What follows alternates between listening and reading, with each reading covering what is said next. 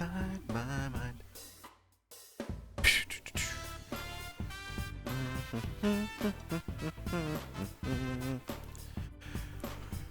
All right. I don't think I need to say what's going on here. I think everyone knows. West is already off.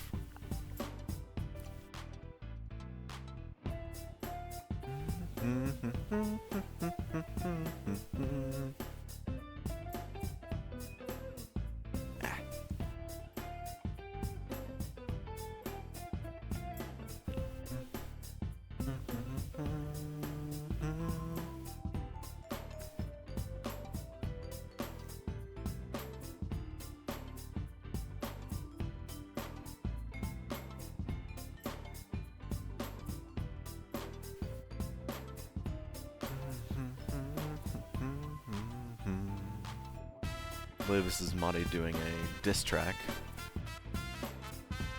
So I'm interested to see how West draws. Madi doing a diss track. I don't know if I ever saw them doing that, but sometimes you just gotta do it raw. Totally get it. Turn the music down a tiny bit. Like there. That is good. Do what raw? Sometimes you just gotta, you know, diss track people raw, you know? It's just right out of the gate, you know? With no warning. So let me move chat over to the other side. Sometimes you just gotta go right in the face with the diss track. I totally get it. Distract people? No, diss track. Diss track.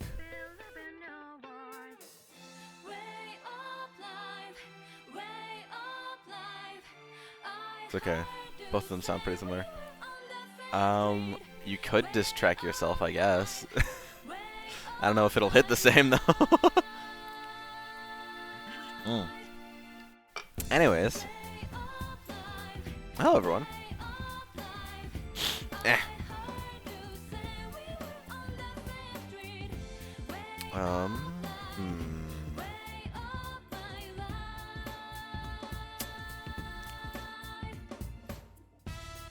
know. I've been thinking like if I like intentionally tried like a very sketchy art style, meaning like just obviously leaving leaving obvious sketch lines, how that would really look. I did try a few attempts last night, and they came out ish. So I'll try. The thing is like, what characters do I want to do that with? You know.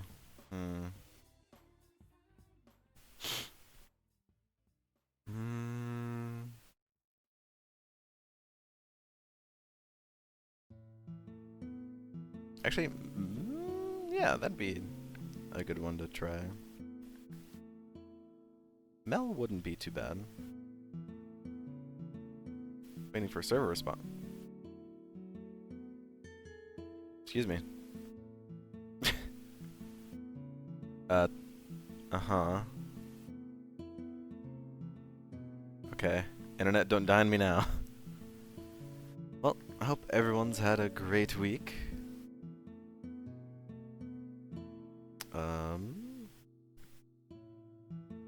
I've certainly had a week. Nothing really too crazy or out there to really properly talk about. I actually need to bring up my ref of Mel. It's just sometimes you just forget how to draw your own characters. It happens. But yeah, as always, you know, canvas is open. Do what you want.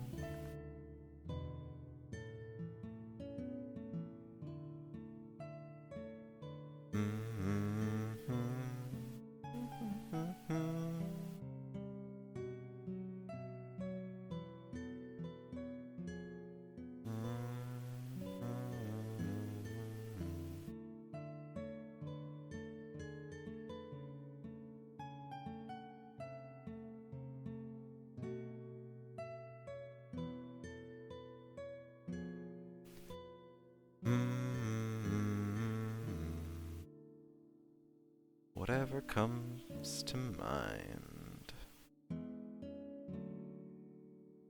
Put it down on this blank canvas, and it can be reality.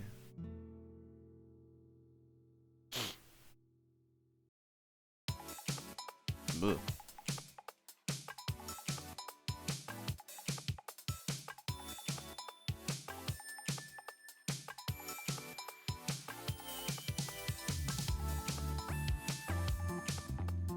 I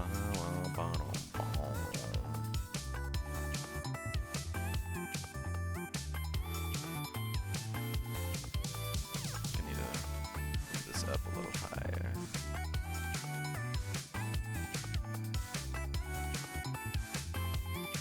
Excuse me. Ah.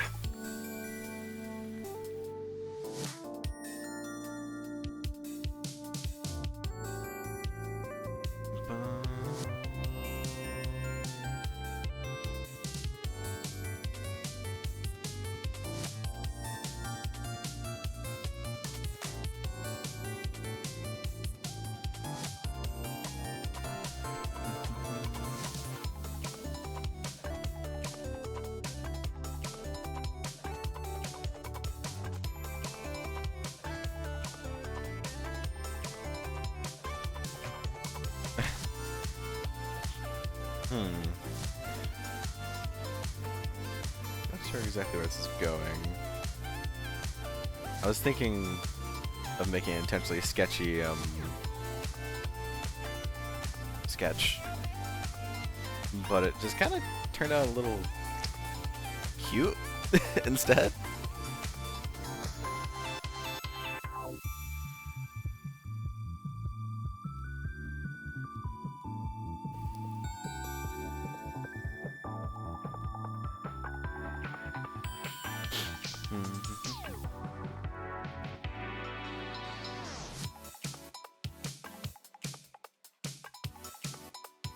I think it doesn't help that Mel already has a lot of, well,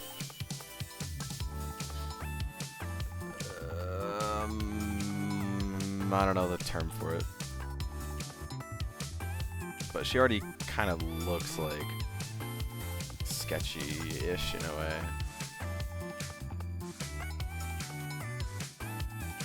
With all the, like, you know, this. So, it's not exactly out of character for her, I suppose.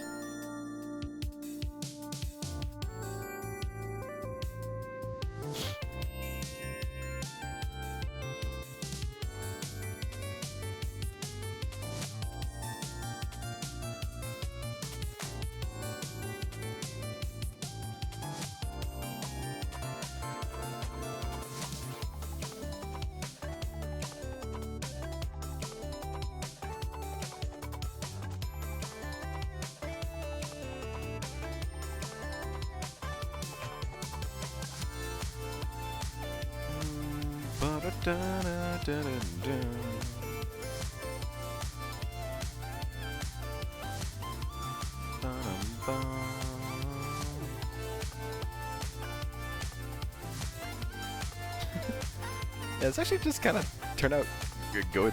What?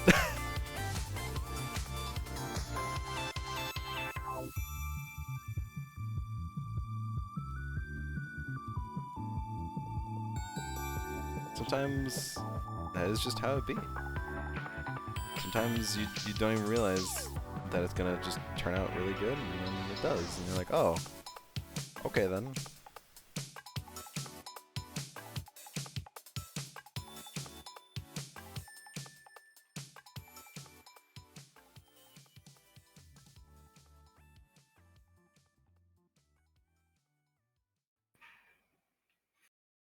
Hello?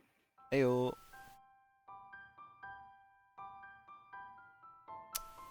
Wait, oh, right, yeah.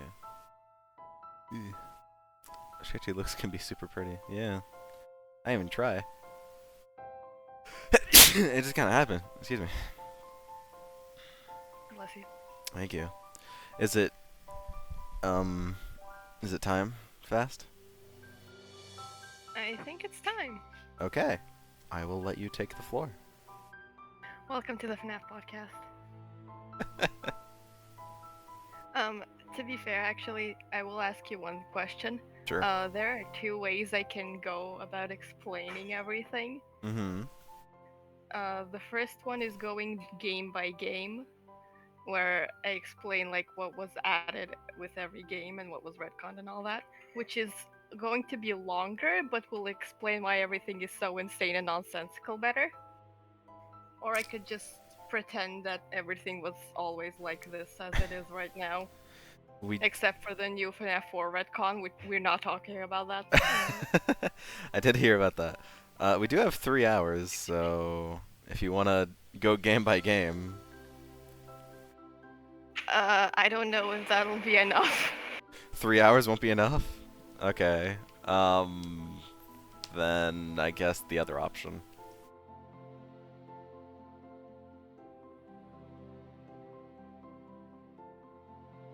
Think you can do it? Yeah, sorry, just give me a second. No, sure. Get some water. I'm sure it's a long explanation.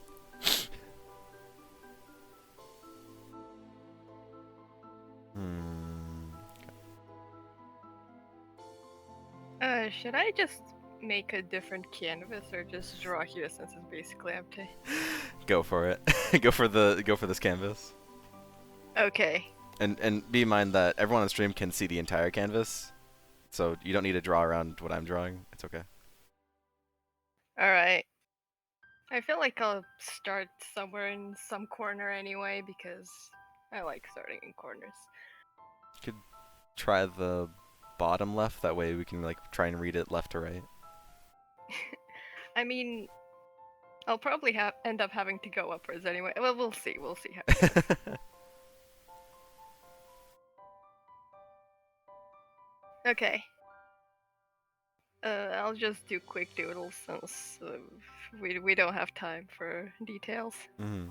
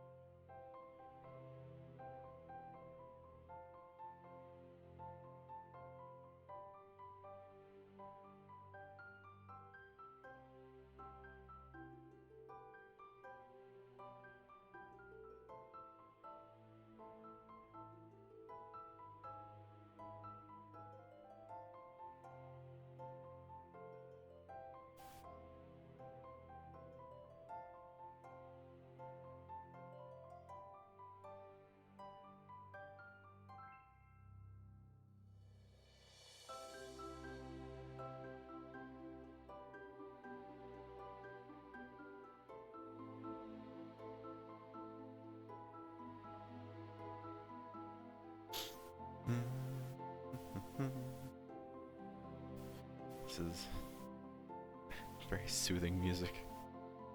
From Dalton, nonetheless. Damn, for real? Yeah, Dalton's got some soothing music. There are times whenever the moments get serious and whatnot. Let's That's move fair. on. Okay. This will work. There is some ringing with your microphone, Fast. Ringing? Yeah. Like it sounds like something is ringing in the microphone. I have no idea. Maybe just. I haven't touched anything, so Maybe just like noise suppression could fix it. I don't know. Well.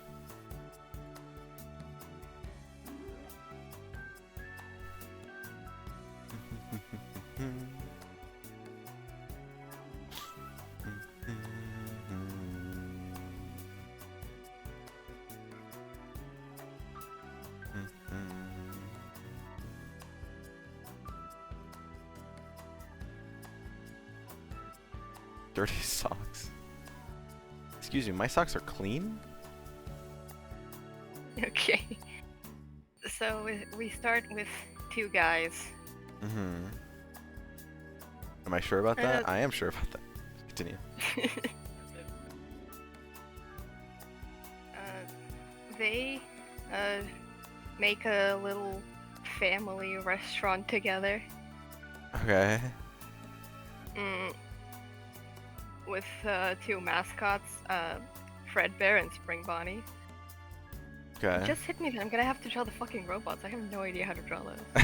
You can just like draw their heads or something. I mean, that's the difficult part. Oh. Just write their names down then. Cool. Because I think most people know what they look like. Hold on, I'll do the most shitposty doodles possible. Sounds good.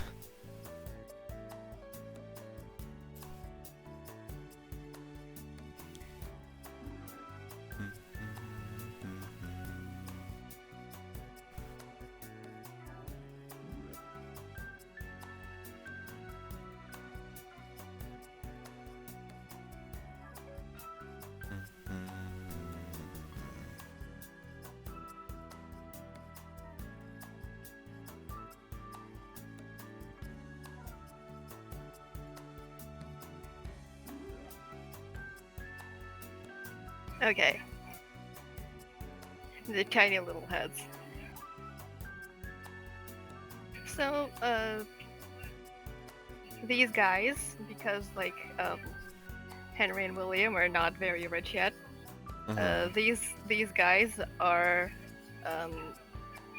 like double as both an animatronic and suit, which is the Springlock suits. You should probably know about them.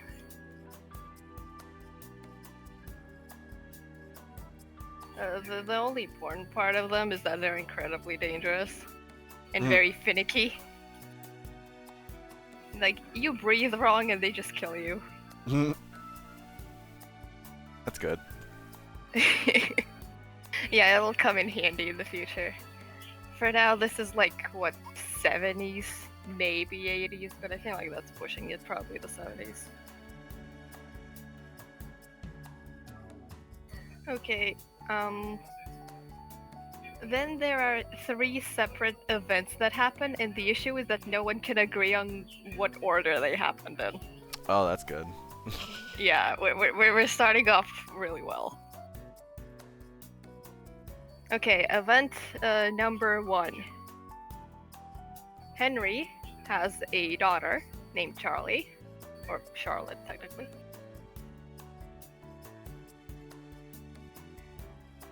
Hold on, I'm gonna draw her real quick.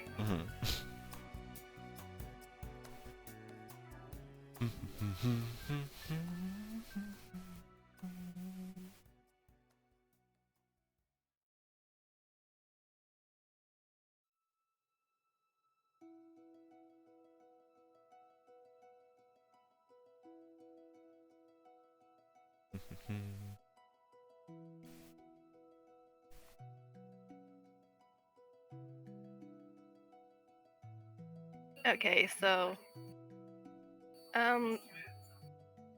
one day, it's assumed to be her birthday. She was at the restaurant, and her friends basically locked her outside in the rain. Which, you know, that's a fun thing to happen on your birthday. Yeah. So she's just sitting outside, looking through the window. No one knows she's there. Oh yeah, I forgot to mention that Henry built a robot to look after Charlie, which is so wild.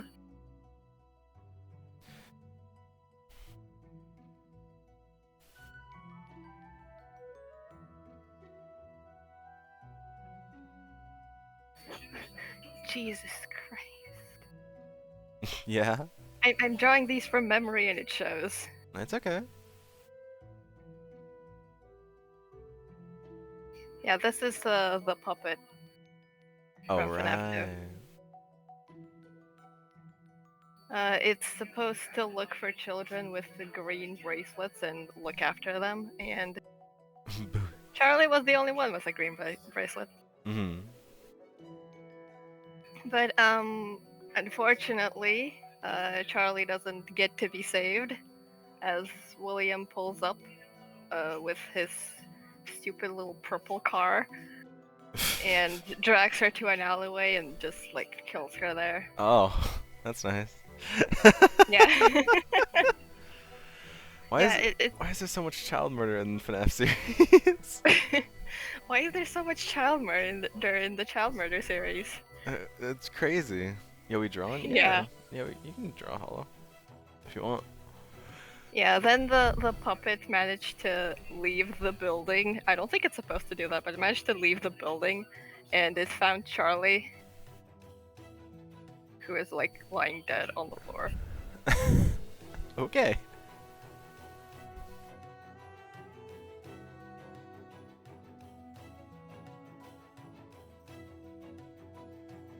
I'm a very serious artist. Always serious.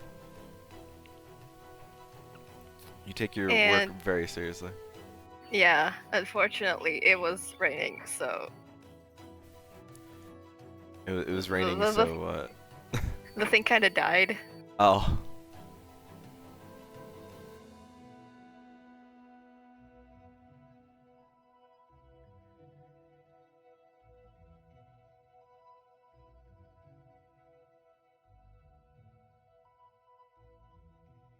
And because they were in close proximity, Charlie ended up possessing the puppet. Huh. Is that how that works? I think uh.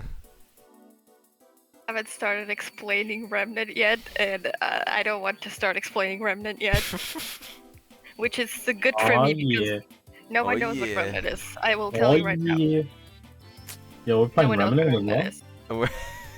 Fast Ears No, explaining The FNAF drawing lore. and thing? Oh wait, never mind. Yes, I am. Welcome to the FNAF podcast. Mhm. Oh yeah. What do you know about FNAF, Hollow? All I know is those funny memes. Of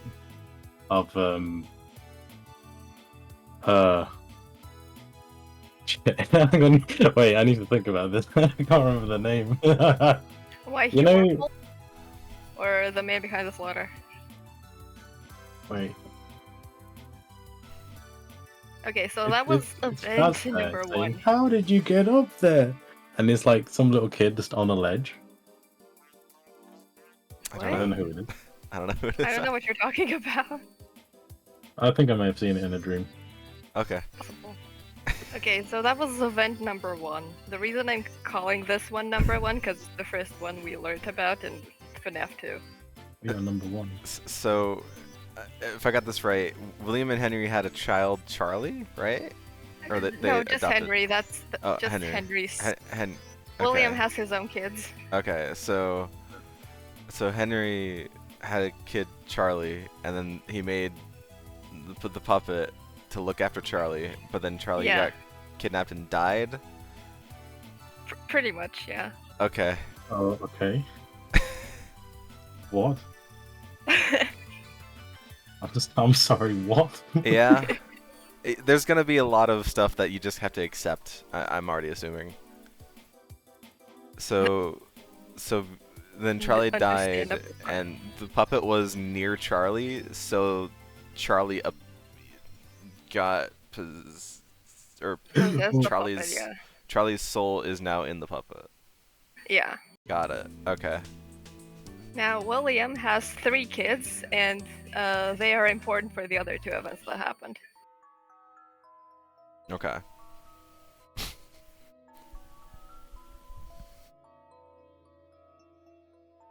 Oh, this is harder than it looks. Jesus. Drawing? Hell yeah. No, because here's a fun story for you. So, because I work in EdTech. I work in a school, right? And my colleague went to another school, and they were doing like some setup and some new laptops and stuff. And they found one laptop with this like some screen burn on it. and they decided to put it in the throwaway pile. And my colleague was like, you know what, I'm just gonna take this because I don't think it deserves to be thrown away. And he gave it to me, and I've only just realised it's a 2-in-1 tablet which you can draw on. So now I'm currently using that. Mm. And it's Nice. actually pretty fucking good. The Yeah. screen burn, you can't really tell Huh. when it's on. Like, you actually can't tell if it's screen burn. So I'm currently using this as a drawing tablet. So, Nice. and it's actually pretty good. So I'm just gonna keep this as our little secret. I'd like to apologize for my voice. It's terrible today. Stuffy nose. I've had like a sore throat, and it's caused like my sinuses to be really blocked. So Oh. I may sound very strange, No, or not as I normally do at least.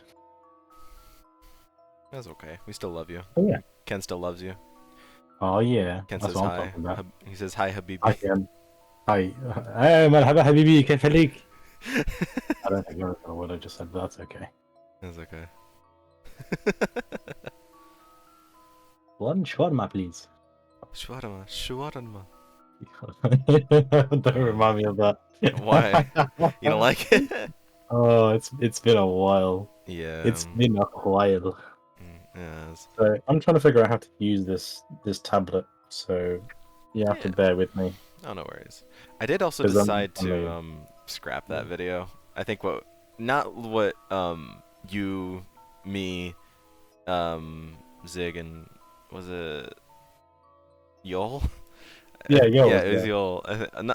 I thought what we did was fine, but I think what Zig and I did and kind of the idea of putting everything together just didn't really work. So I scrapped it. But I still have the footage. Oh wait, no, I don't. That's okay. I did get. I don't the actually footage. remember what we did, to be honest with you, because That's okay. It was a while I think I ago. was under the influence of something. Yeah. I don't remember any of it. I think I remember you Okay, telling me so- that. Yeah, what's up? Okay, so William had 3 kids: Michael and Elizabeth, and the Crying Child. The Crying Child is the only one who didn't get a canonical name, which is so funny. Okay. Like, they literally released like an official encyclopedia about FNAF, and his name there is the Crying Child.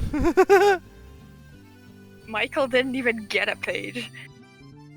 It's not a very good encyclopedia. But anyway, I don't want to say Crying Child every time. So, Most people default to CC? CC, Yep. but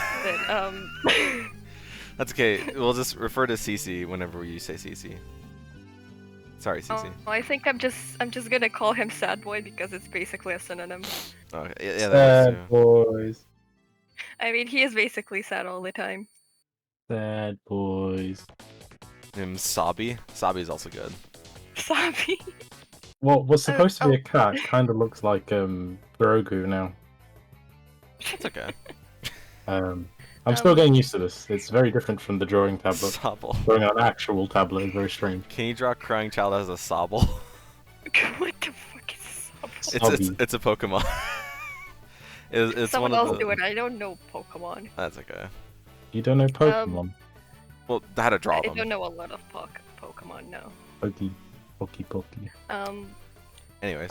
A huge chunk of the fandom kind of agreed on the name Evan for the Crying Child, but from what I could find, it's basically a name that MatPat made up, and everyone just kind of went, okay, sure, why not? God damn it, Matt Pat. It's kind of similar with Henry. MatPat just kind of said what his surname probably is, and everyone just kind of agreed with it. Oh. I hate it, so I'm not gonna use it. Okay. Okay, so event number 2. It's centered around Sad Boy and Michael here. Sad boy. Yeah. Now, Sad Boy has this little plush of Fredbear. Oh, I've just flipped the page upside down. Ah! There we go. No, that's not right. Oh fuck, it's connecting. There we go. I did it. Sorry. This is very awkward for me. Yeah, it's also soft for me too. I think Magma's just having a bad day today. Magma. Anyway, continue. Magma.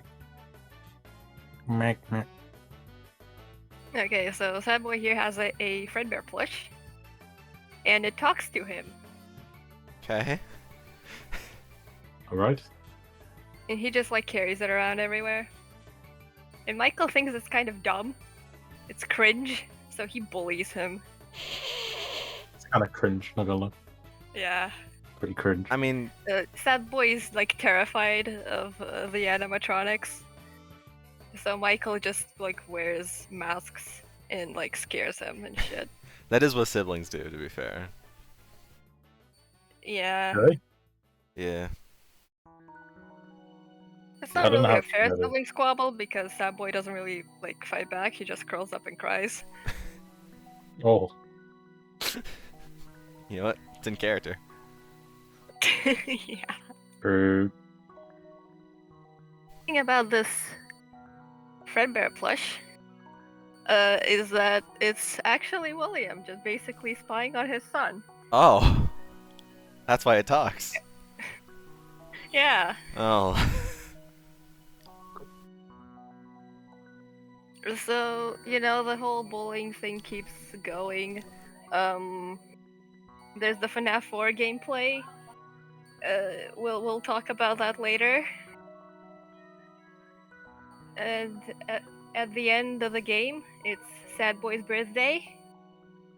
And Michael and his friends think it will be absolutely hilarious to put Sad Boy's head in Fredbear's mouth. Oh god. And then we get the famous Markiplier meme. Oh. Hilariously enough, the year is not 1987, it's 1983. Oh. It's the bite of 83. Yeah. And the bite of 83. Can't tell Bite of 87 has been retconned or not because it hasn't been mentioned since FNAF 2, but there isn't really anything to suggest that it's not, like, it didn't happen anymore. But, like, the Bite of 83 is the one that's actually important. Not to mention, like, how originally FNAF 4 was going to be about the Bite of 87, but then Scott realized that the details really don't match up with what Phone Guy said about the Bite in FNAF 1, so he just changed the year.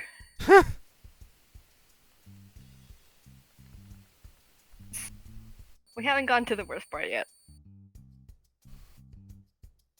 So basically, Sad Boy ended up in the hospital with severe brain damage. Uh-huh. Hold on, I should draw this. Hold on. 93 is dumb. Such an arbitrary and shocking twist.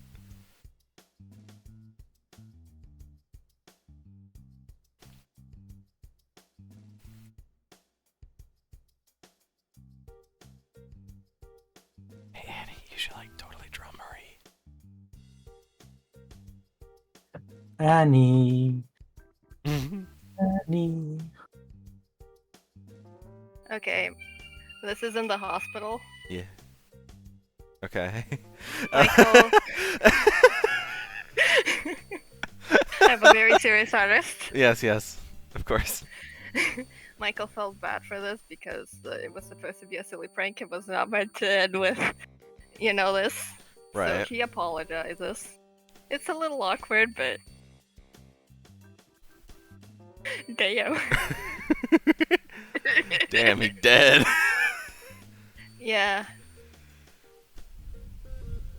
Then William comes in. I'm not sure if he actually went to there or if he talked to the Sad Boy like through the Fredbear plush, which really says something.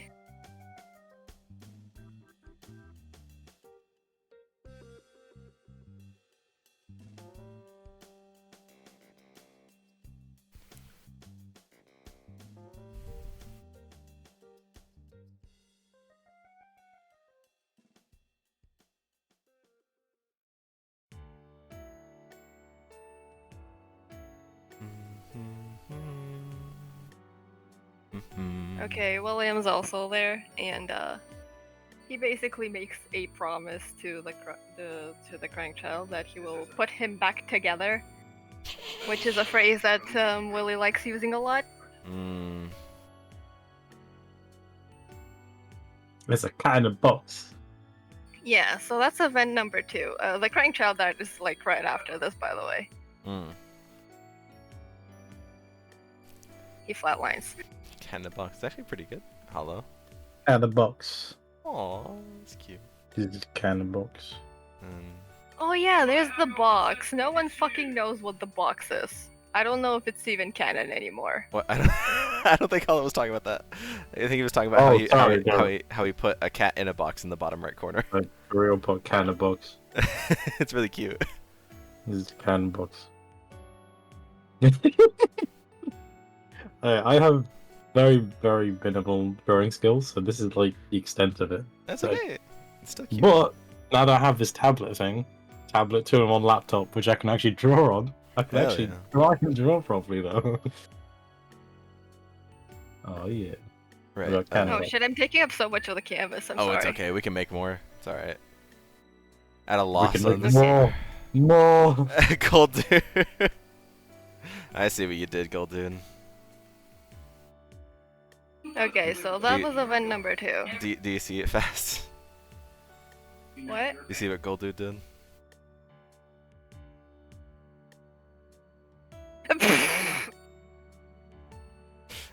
Oh, that's amazing. I'm gonna screenshot this, hold on.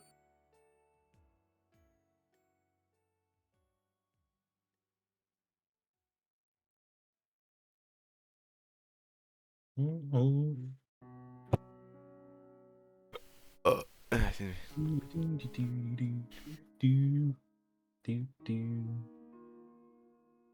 This reminds me of Q. Hang on, let me see if I can draw it. Okay. This may be my toughest one yet, but I will try my best. Wait, where do I start? Okay. Okay, event number 3 is the most bullshit one of them all. I think it's at this point where I have to explain Remnant. Okay. The scientific explanation for possession. Oh boy. Yeah. What exactly it is really depends on who you're asking. But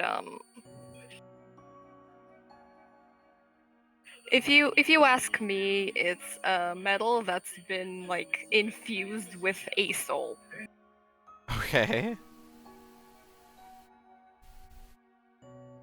But like most people generally just say like it's just soul powers or just the soul itself.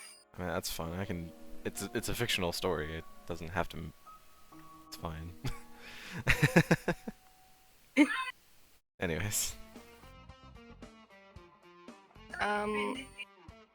So William now wants to collect this remnant to study it. But he can't just like kill people like constantly, right? But what if?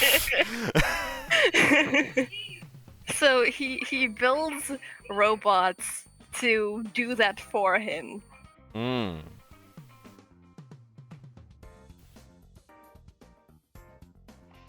Those are the Funtime animatronics. The only one we really need to know about is Baby, Circus Baby, and potentially Funtime Freddy. Funtime Freddy isn't really as important yet. He becomes kind of important later on, but for now, just worry about Circus Baby. Okay.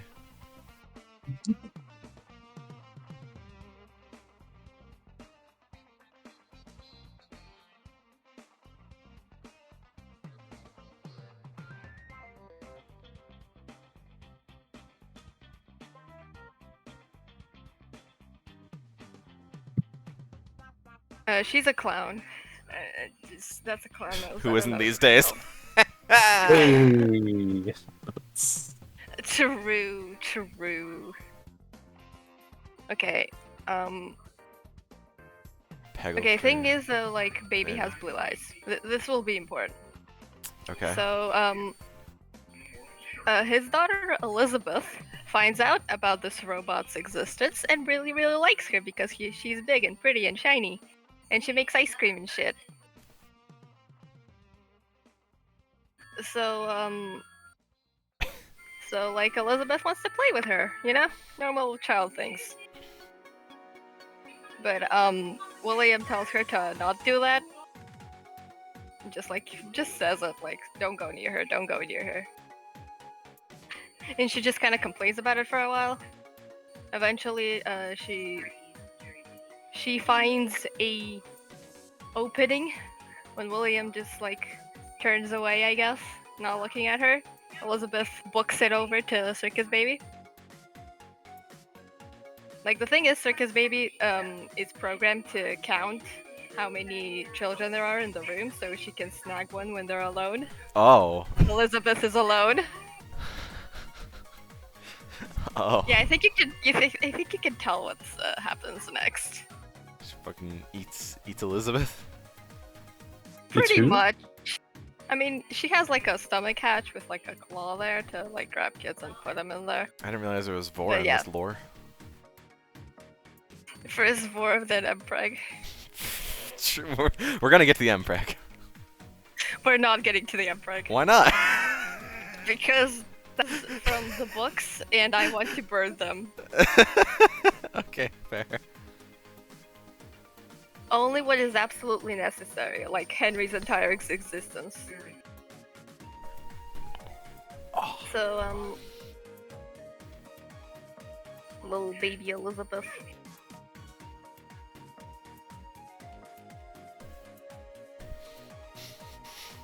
Brit.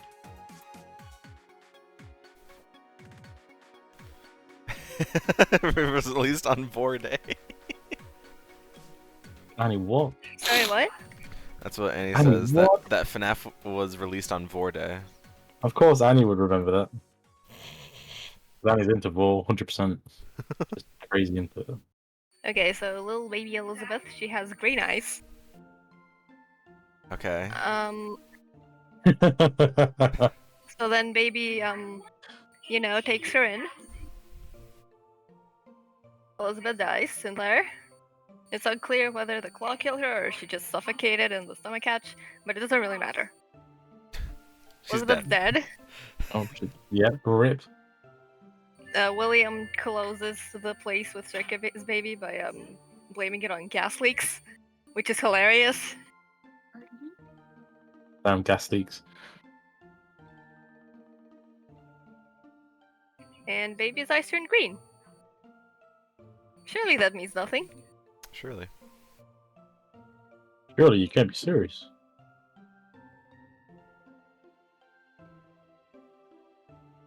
So that was event number 3. The funniest part of all these is that with all of these events, they only make sense if at least one of the other 2 has already happened. Right. Like, William has no motive to kill Charlie unless at least one of his kids has already died. Mm-hmm.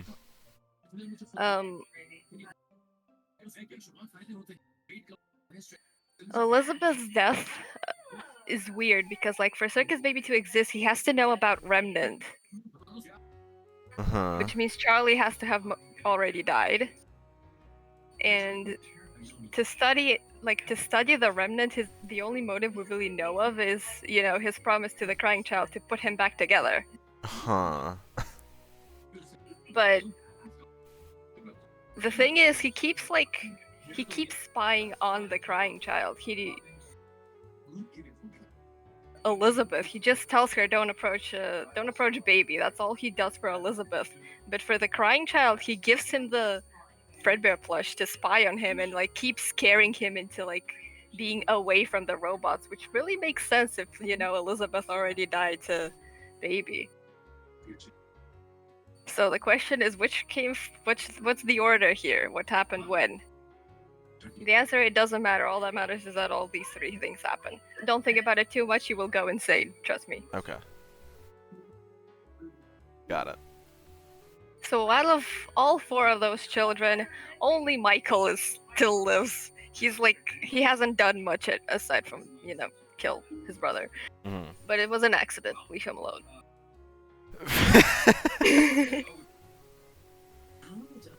But like it's okay because now he becomes the main character after this. Okay.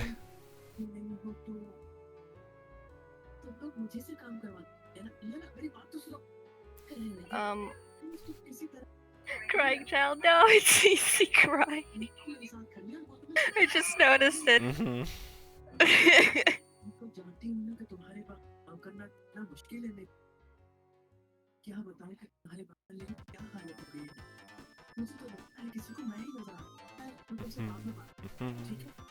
Oh my god, is that Spring Bonnie? Oh my god, that's so cute. Cute. Who gave Monty a gun? Go Oh god. commit danger. Okay. This is so cute, actually. I love it. Oh, okay. Now Bonnie has a gun. No, Spring Bonnie, no. You realize that if Spring Bonnie has a gun, it most likely means that William has a gun?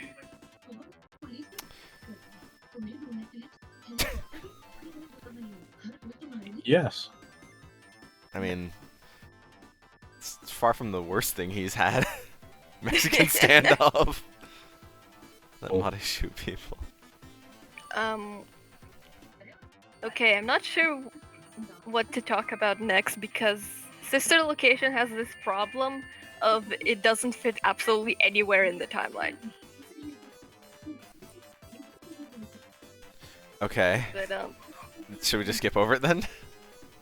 no, it's important. It's the catalyst for Michael's character arc. Huh. So at some point, like, Freddy Fazbear's exists. Like, it was made. Uh-huh. And, the year is 1985.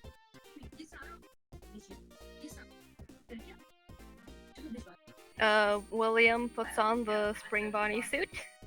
Oh no. And lures 5 children into the safe room and kills them all. I think he did it separately, which is really funny to me because, like, until FNAF 6 came out, literally every animatic ever that was about, William killing the kids, it always had all 5 of them together. So he killed them one by one instead of like all of them. All together, yeah. Oh, okay. Because this is the very first Freddy Fazbear's, which is like it's not the FNAF 1 location. That's like way into the future. I've seen some people call this first one Freddy's Zero, which is a simple nickname, so I'm stealing it. Okay. So Freddy's Zero had 4 working animatronics. Freddy, Bonnie, Chica, and Foxy. Foxy did function at first. I know. Shocking. But what's also important is that the puppet was also there. Hmm. What's important is that the puppet's already possessed. So, like, we know Charlie died before in 1985. Hold on, I should probably write this 1983.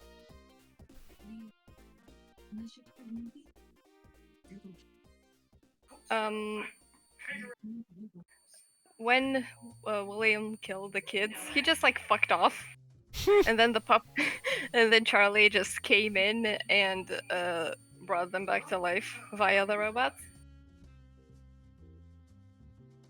I can tell you all of their names, like all of the kids. Sure. There is Gabriel, he's Freddy. Jeremy, that's Bonnie. Susie is Chica. Fritz is Foxy. And Fritz? Cassidy's Golden Freddy. Fritz, yeah. Okay. What's up with Golden Freddy? Golden Freddy is, I'm pretty sure he's like Fredbear, but like after Fredbear's closed. Okay. Yeah, Fredbear's closed after the Crying Child bit the dust. For obvious reasons. Hmm.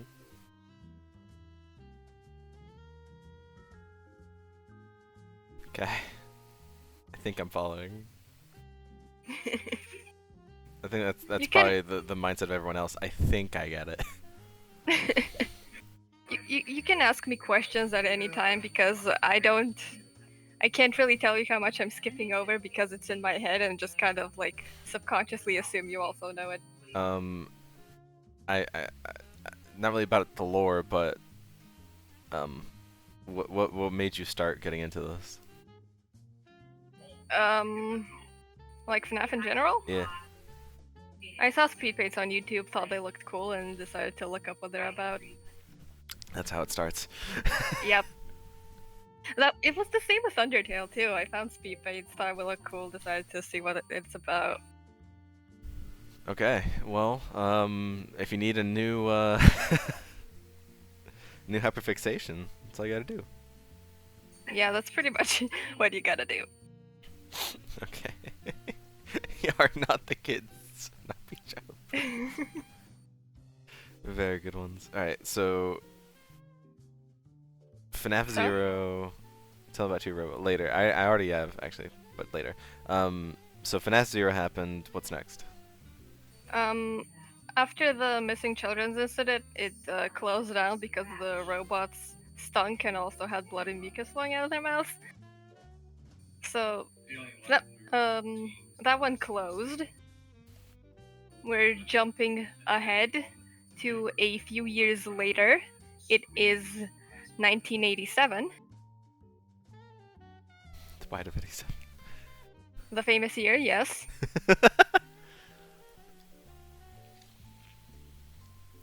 A new location has opened, another Freddy's location.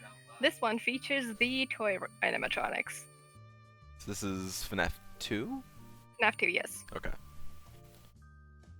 You play as Jeremy Fitzgerald, who is just a random guy, really. A lot of people like thinking of him as Michael's friend, which I think is a cute headcanon, but it's not like, there's nothing to confirm it. So, Jeremy Fitzgerald works the night shift. Pretty much all of the robots in there try to kill him, and he somehow survives for a whole week. Right. During that time, there is a day shift guard named Dave Miller, who we totally don't know. Mm-hmm.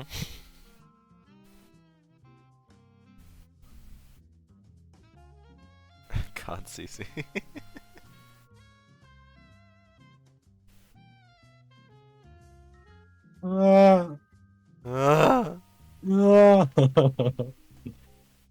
Okay, I'm done. I've done my duty. You did good. It's all very cute. So this Oh, is that's a it's been the cute- first oh, time these I've are some returned actually. since like forever. Yeah, since I haven't drawn since like fucking last year or some shit. yeah, I can In a check. while. I have all of the canvases saved. Oh, do you? Yeah, I do. Oh, yeah. I can send you the Imgur link Should we that has all. leave this now? Let's shut down. Pretty much. I think the last one you were part of, Hollow, might have been. I'm looking here. I think the 19th one, which was February. So it wasn't that. Yeah. It wasn't a year ago, but yeah, it feels like it. A while. Yeah, Damn. But yeah, there we go. I'm back, baby. he's back. I'm back, baby. Yeah, I shall try and return now and Okay. practice. This is like my one and only chance to actually try and practice drawing. So yeah, Yeah, definitely. I've drawn a half cat with a blue scarf, which reminded me of Q. So Aw, it's pretty cute. well, it looks like a half Pikachu, half cat looking thing. But you know, that is the thought that counts. Oh yeah, real shit. Yeah. I'll put it in Twitch chat, the Imgur link to all of the canvases. At least it should be. I don't know why it's not. Oh, there it goes. I can also check. Because I've credited all of these. Oh no, you were there for the 24th one. Was I? Yeah. I was there for a apparently. few of them. I just don't remember. I'm just which waiting one. for y'all to finish. Oh, sorry. Oh, Uh, sorry about that. March 24th was the last one you were on Hollow. Okay. Go ahead. Okay, so Dave Miller works the day shift.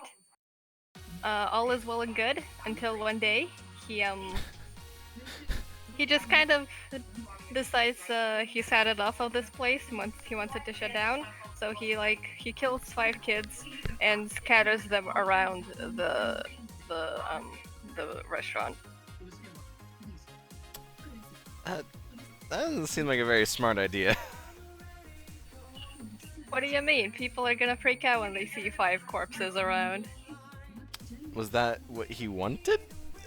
Yeah. Oh, okay. Yeah, that was the plan. Okay. Yeah, Pretty William's good. just killing people for kicks right now. Because he can get away with it? Yeah. I see. Anyone kill who him? tells you that that is the missing children's incident is wrong, and you have my full permission to shoot them in the head. I got FNAF lore wrong. Death! The last part is a joke. Don't do it. Don't shoot people over FNAF lore. But like the biggest reason why that can't be the MCI because if that's the MCI, then it happened in the FNAF 2 location. But like we know it happened in like the FNAF 0 location, so like Okay. that can't work. This is just a different set that's completely useless to the plot. It just happens for the sake of it, really. Okay, the reason it happens is because back then William didn't have a character. He was just kind of like a murderer who murders children. And that's all we really knew about him, so that's why this is a thing. After this, Dave gets fired. I don't think they know it's specifically him. They just kind of fired a lot of personnel, I think. Okay. And Jeremy gets transferred over to the day shift. And the night shift is taken by Fritz Smith, who totally isn't Michael Afton. No. The Aftons really like this place, I think. I wonder why. Yeah. The next day, literally on Jeremy's first day on the day shift, Mangle decides to rip his forehead in half. Ow. Yeah, that's the bite of 87. Wait, the bottom of the statement is Michael dying? No, it's Jeremy. Jeremy, who was the guy you played for 5 of the days in the second game? Technically 6, but yeah. Okay. Fritz is only for the custom night.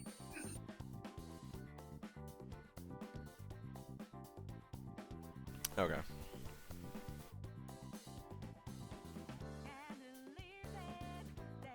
Lore. For lore. Kill the FNAF floor now, no errors. This is hilarious because it's literally impossible. Like, there is no way not to have any errors. Even the people who made the lore have errors. Yeah. That's why they've retconned so much stuff. Yeah. Just wait till you hear all the FNAF 4 retcons. Oh boy. Okay. I'm sorry. I have So, yeah. one video downloaded on my phone. On my computer, sorry, because I wiped it. And I think you need to watch this. Okay. I'm just gonna send it to you on Discord. Fritz was This- fired immediately for tampering with the animatronics. FNAF is so fun, you should try it. Gameplay. That is the only video I have on my computer. It's just a bear going up to a camera and back and camera and back. It's pretty good. Continue.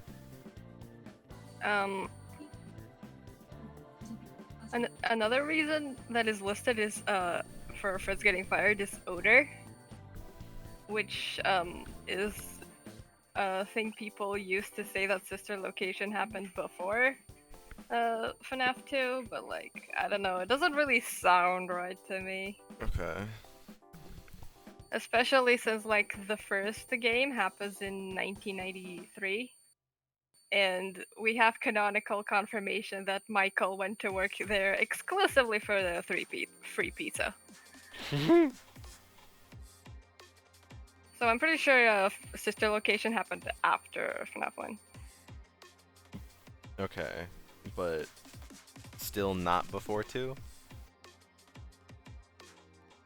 FNAF 2 happens in 1987. Right. FNAF 1 happens in 1993. Got it. Alright, lads, I want to go watch a movie, so you guys have fun. Okay, I'm gonna keep enjoy your looking at the movie, stream on my camera. Hollow. Right, enjoy. See Peace. ya. Bye.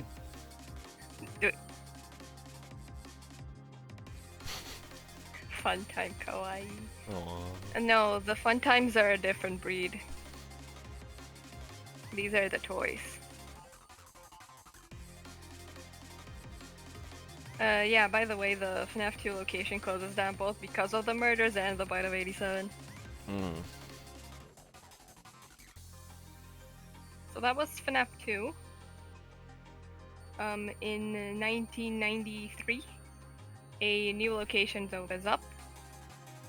And it uses the old animatronics from the Freddy Zero location from 1985. But like they've been cleaned up a little, so they don't stink as much.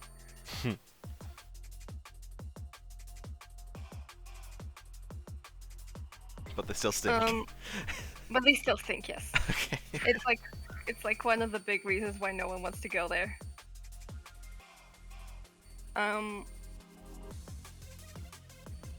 Michael goes to work there. He works the night shift. He has a jolly good time until the robots look at him, think he's William because they look identical, and try to kill him. So that's the FNAF 1 gameplay. So wait, in FNAF 1 they're trying to kill the Night Guard because they think he's William? Yeah. Got it. The Night Guard is the killer's son, by the way. Just in case it wasn't clear. Wait. So you play as Michael in the first game? Yeah. Oh. The pink slip says Mike Schmidt. Uh-huh. His name is Michael Afton, and his other alias is Fritz Smith. Like one of the kids that died? Yes. So, like, clearly Michael is very good at coming up with names. Yep. It's okay, I understand. I'm bad at it too. Okay.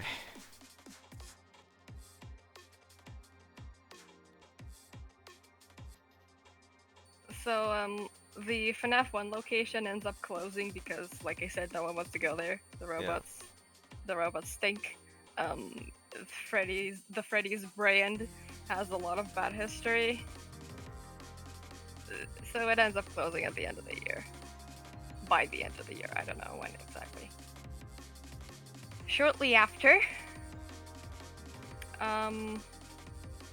William decides to break those robots and get their medal because he wants the remnant. But he goes there, he breaks them. Their spirits corner him in the safe room, and they basically just bully him into putting on the old spring bodysuit.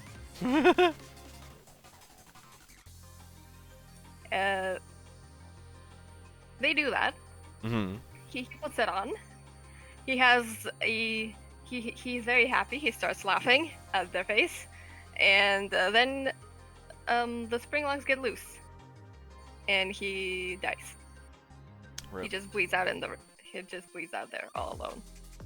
It's almost sad. Almost. Yeah, it's hard to feel for a serial killer. That's true. At some point after William died, someone like sealed up the room he was in, which is really funny. Now we're gonna go back to a little bit before that.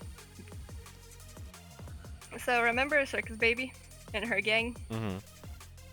Well, after Elizabeth died, he just made a little bunker somewhere near his house and shoved them all in there to Okay. just sit. And after the first location closed down, he told Michael to go down there and save his sister, Elizabeth.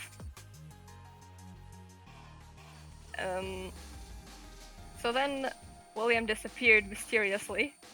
I wonder what happened to him there. So Michael decided to go down to the bunker and see what's up. So he does, and now sister location happened. Most of it isn't important until the very end, where Circus Baby and her gang mix their parts together to become a single robot, nicknamed Ennard. That's a name.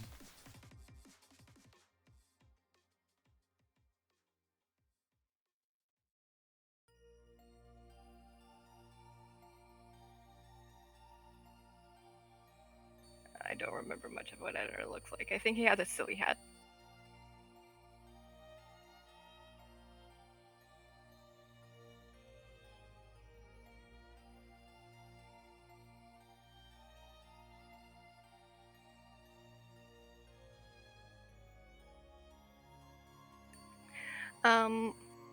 Then they lead Michael into the scooping room.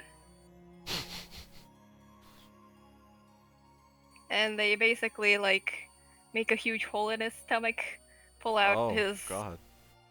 They get rid of his skeleton entirely, and possibly most of his internal organs, and climb in and just wear him as a skin suit. Oh.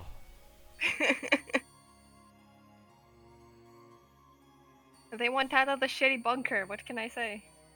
I mean, yeah, but was killing Michael the way to get out of the bunker?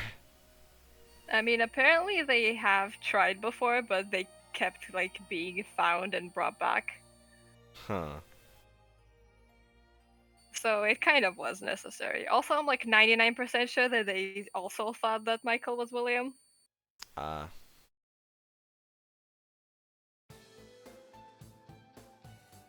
So they get out and they start, living Michael's life for him. Okay. Until eventually his body starts rotting. Right. Because he's a corpse now.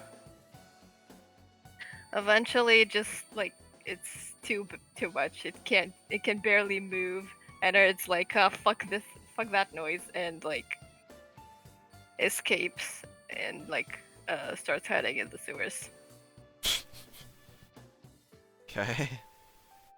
Baby did leave a bit of remnant for Michael as an apology for all the hassle to bring him back to life. Okay, so Michael is now a remnant? Michael is now a walking corpse. Oh boy. Fun. And he's also literally purple.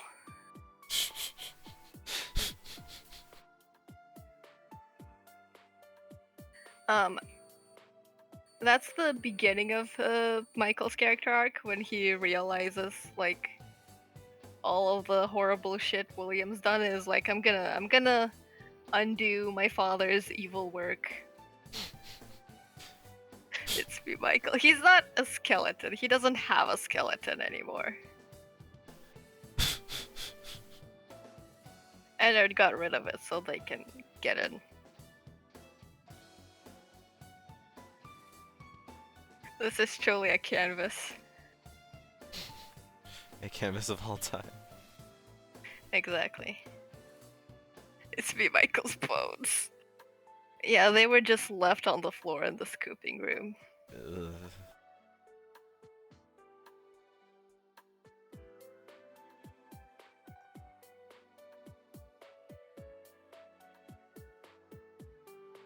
Keep in mind, Circus Baby is still possessed by Elizabeth. Oh, right. So Elizabeth also killed her brother. Yeah. She thought it was her dad. And, like, it's reasonable. Yeah. You would think that he would put more work in making sure that his daughter doesn't die. Well... You know the funniest thing about Elizabeth's death? Hmm. It's how avoidable it was. Because, like I said, Circus Baby was programmed to pull in children when they're all alone, so all William really had to do was be in the room as Elizabeth is playing with Baby. Yeah. But But, hey, one slip up and that's it. as we all know,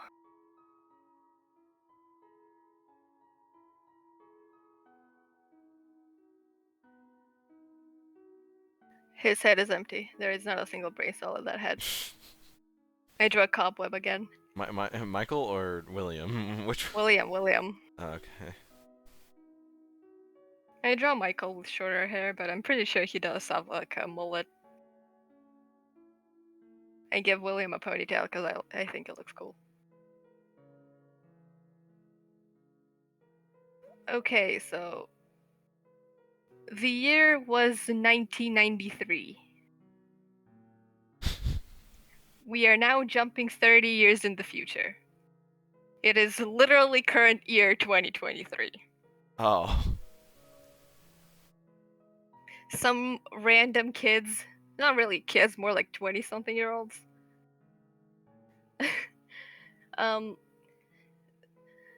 They they know about the whole Freddy Fazbear's urban legends of all the murders and shit.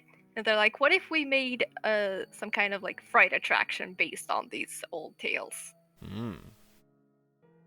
So yeah, that's basically the third game. They make Fazbear's Frights.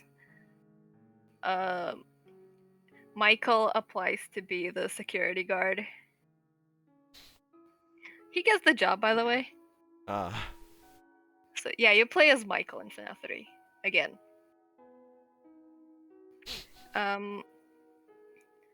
Eventually, they on the second night in the game, they find an old rabbit animatronic. It is very rotten, and there's also some red stuff in there, but I'm sure it's nothing. So they just chuck him in the building and tell Michael to deal with it.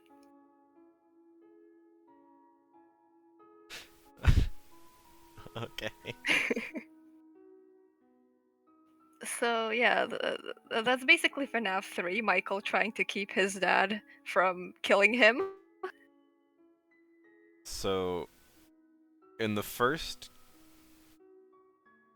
in the first game, in Sister Location, and the third game, we all play as Michael Afton. Yes. Okay. Huh. Okay. Yeah, Michael wasn't very important at the beginning, but now it's all about him. You think by the third game he'd know and realize what's going on? He knows what's going on at this point. This is after Sister Location. He knows everything now. Wait. He found William's old blueprints that detail exactly how the Funtime animatronics are supposed to kill children. Wait. Like, that's a he good knows. Point. Wait. Michael died in Sister Location, right? Yes. Then yes. how is 3 in the future? Well, Baby gave him Remnant to bring him back to life, so he's a walking corpse now. Oh, Right. Well, but he's still like he like looks human and all that, but he's just his like soul left his body, then was used by Baby, and then You're put back thinking in of his Day body. Shift at Freddy's. I don't know anything about Day Shift at Freddy's, so. That is more similar to Day Shift at Freddy's than Okay. in FNAF. So, if he's a walking corpse, how did he get a job at Fazbear Frights? It's not really explained. What I'm assuming happened is that they just really needed someone, and Michael was the only one willing to do it.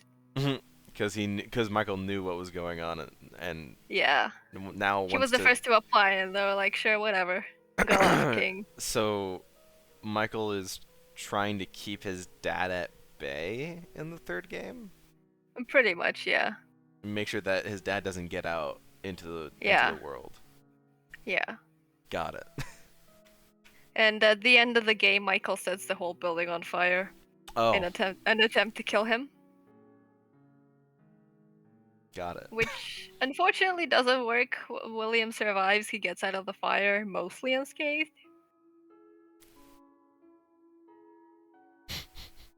Imagine making an entire place, hiring you the first guy you find, and he just burns it down. Like a week later, he just burns it down. He's like, this place sucks so bad, I need to take action to my own hands.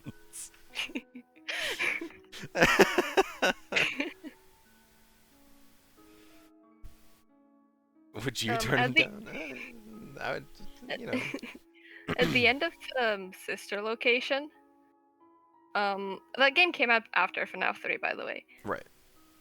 At the end of Sister Location, the custom night technically, Right.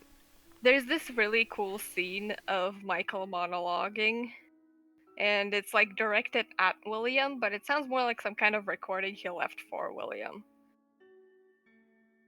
And that's kind of where we find out that William survived FNAF 3 fire. Mm. But it's a really cool monologue. At some point, I might just link it to you in your DM so you can take a listen. It's Okay. very short, like it's like 2 minutes long at most, but it tells you so much about Michael, and it's really cool. I So- love voice acting and music. Michael did the monologue or William? Michael did the monologue. Okay. Sorry, I think I missed the part where you said something about. So William survived the fire. Yep. And what is he doing now? He is undergoing a design change that is so bafflingly bad that I have no idea why Scott decided to go with it. Okay.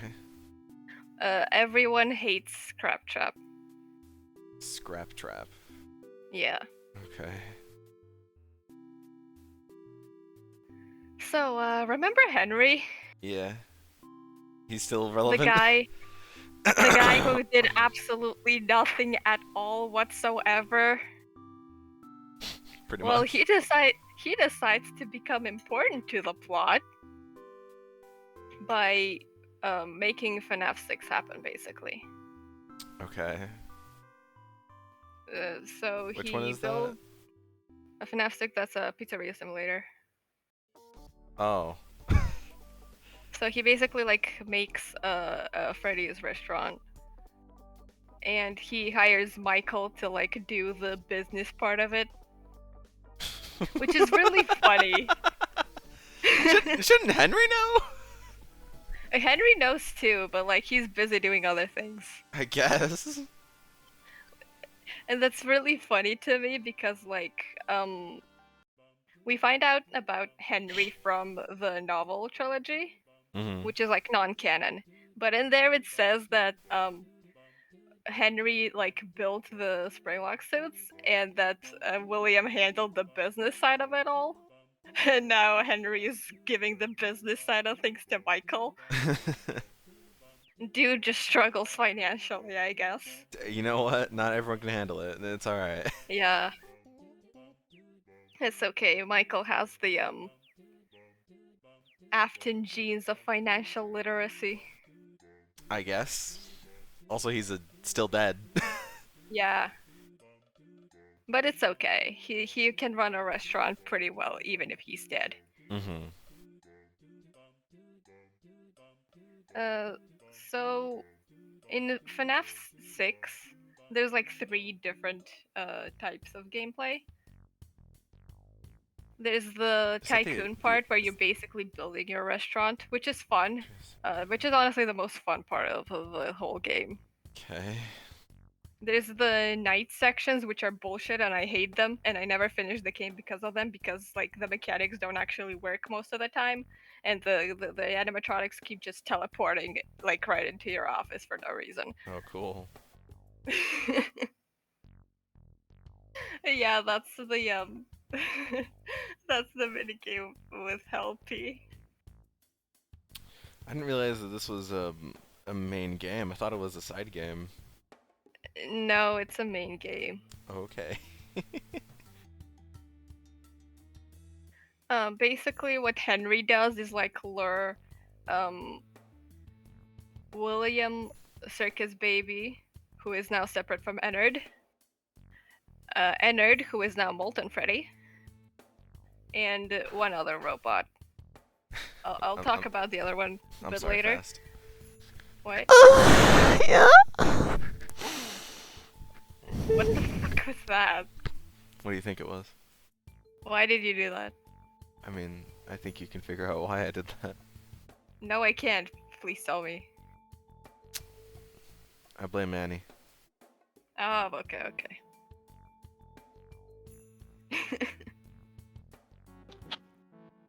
Bro, there's a reward in the there's a reward in the stream for 3,000 points. He's moaning for the reward. Hmm. Thanks, West. So yeah, a bit of explaining about Molten Freddy. So like Ennard, after Baby revived Michael, the rest of the gang in Ennard was not happy about that, so they kicked Baby off the team, and Funtime Freddy took the lead, which is why they're Molten Freddy. And Baby just kind of rebuilt herself from trash. Her design is really cool, but I'm not gonna draw it because I cannot draw something that complicated. I'm sorry. I just can't do it. It's okay. Okay, the other robot is called Lefty. And is the second big reason why I hate Henry with my entire being. So, Lefty is a bear robot, similar to Freddy. Mm-hmm. But the thing about it is that it is actually it's a torture device, really. It's a torture device for the puppet. Which is, Henry's daughter. He built specifically for her. Way to go, dude. It's like Lefty lures the puppet inside of it and then electrocutes her periodically. What? Okay. Parents in Five Nights at Freddy's don't literally abuse your children challenge. It's literally impossible.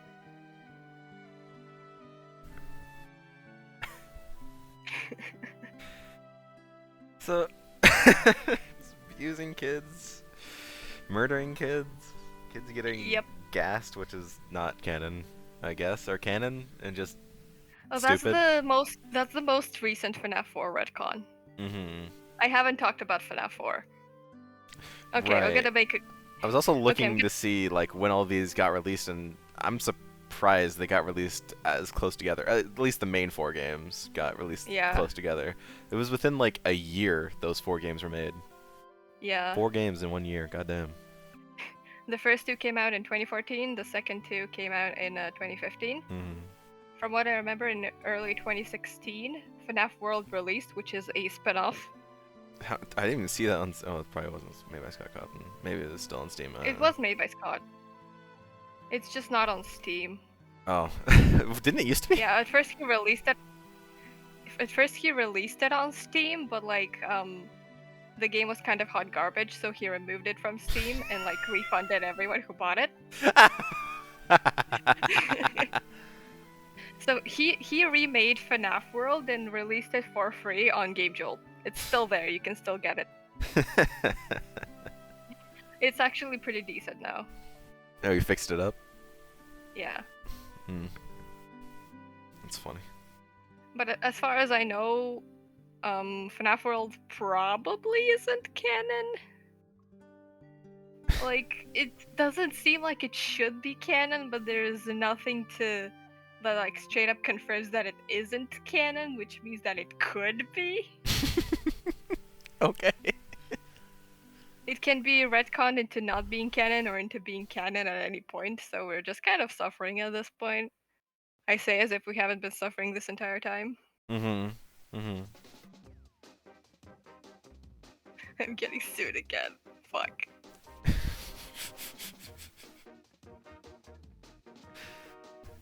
Right. So where were we? FNAF 6, I think. Yeah. So, like, Henry lures all the robots, all the 4 robots I mentioned, into the FNAF 6 location. They come to kill Michael during the night sections. The robots? Yeah. Okay. Pretty much all of them have some sort of beef with him, except for Lefty. I don't know what Lefty's deal is, like, they just exist to, like, electrocute the puppet. I don't know why they tried to kill Michael. So, wait, which robots? Circus Baby, Molten Freddy, Scraptrap, which is William, and Lefty. So William's trying to kill his own son. Yeah, again. Oh, great.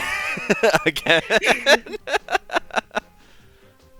I mean, that was what was happening in FNAF 3 too. Yeah, that's true.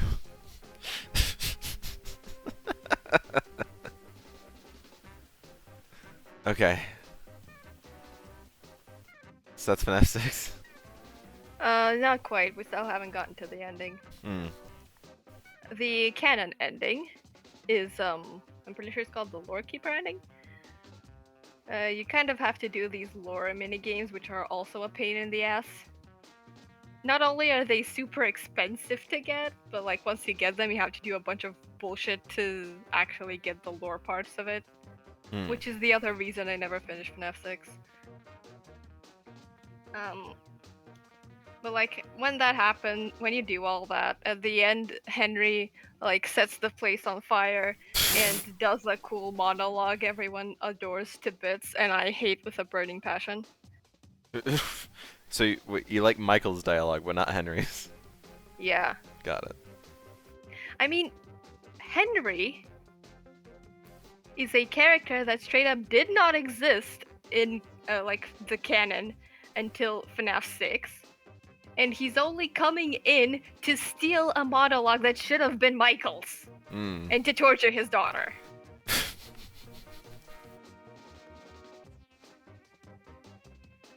Also, that's 2 places burned down. Yeah, I admit that Henry's monologue is kind of like has a bunch of like raw lines on there, but that's not enough to make up for it. Like, my guy, a literal fucking teenager, did more to try to stop William than you did, a grown-ass man. Yeah, Michael also died, and he's still trying to stop his dad. It should have been Michael, but alas, we can't have good things in the FNAF lore.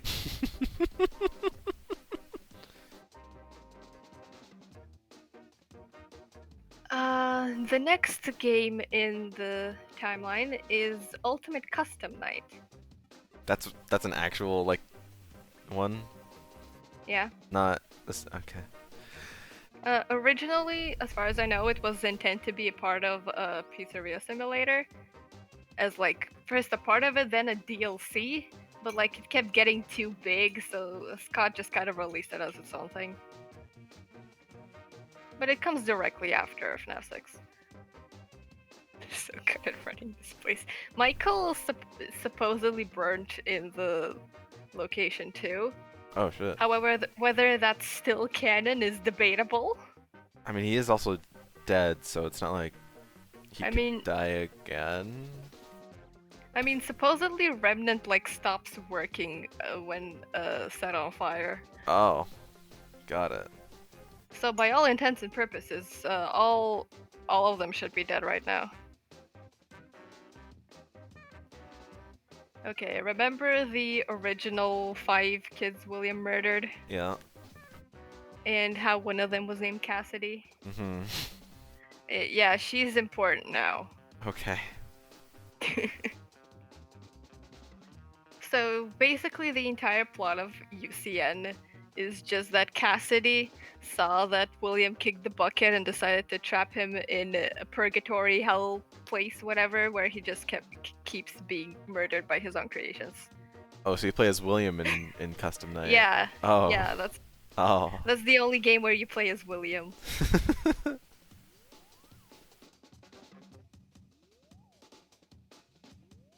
It's pretty simple. I'm just upset that it's Cassidy because she didn't exist before Ultimate Custom Night. Hmm. And there was a perfectly good character who could have been in her place. Fritz? Because he was more important, right? No, No? No. Charlie. She's the puppet. Oh, right. Yeah. Ever since day one, the puppet has been against the purple guy, which is, Charlie and William. So, like, William, if he's gonna be, like, tortured in the afterlife, shouldn't, like, Charlie get to decide what happens to him? Nope. The other option I think which could be cool is if it's like Michael, because when you think about it, Michael is actually the only character to like have experience sitting in an office while robots come to kill him. Right. So it feels like a would've made punishment he would give William. Yeah. It's weird that this random kid would just show up and do this.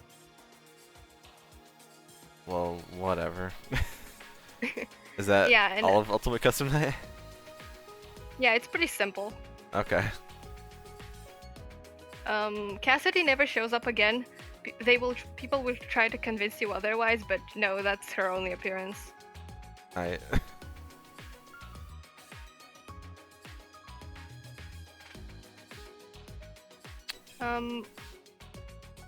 That is the end of the medieval era of the FNAF lore.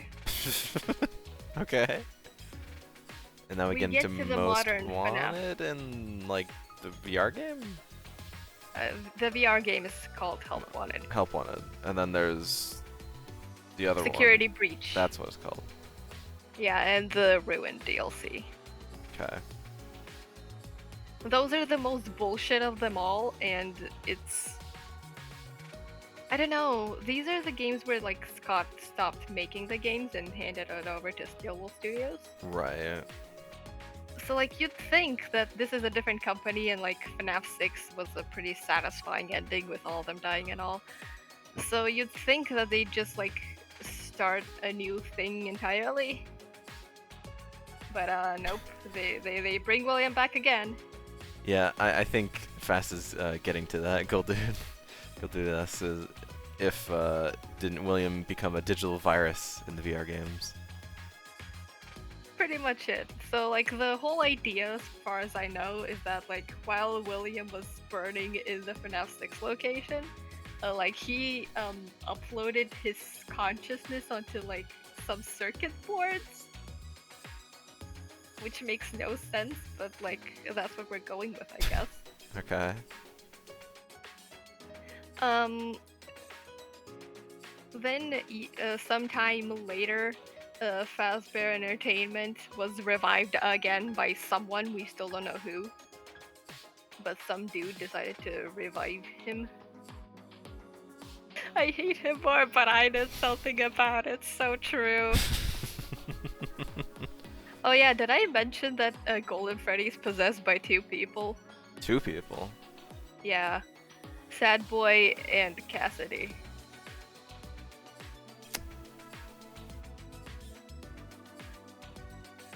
Okay. And before you ask, no, it doesn't make any sense that Sad Boy's possessing Golden Freddy. Yeah, Sad Boy was possessing Puppet. No, Charlie is possessing Puppet. Oh wait. So what was Sad Boy possessing beforehand? Sad Boy was bitten by Fredbear and died in the hospital. Right. But now he's just suddenly possessing Golden Freddy. Yeah. Okay. And the reason it doesn't make sense is because, like, for literally all other possessions, it's always been because, like, the kid is, like, nearby or like, straight up inside the robot they possess, except for Sad Boy, who somehow possesses Golden Freddy despite being literally so far apart. He was so sad he got transported to Golden Freddy. Yeah.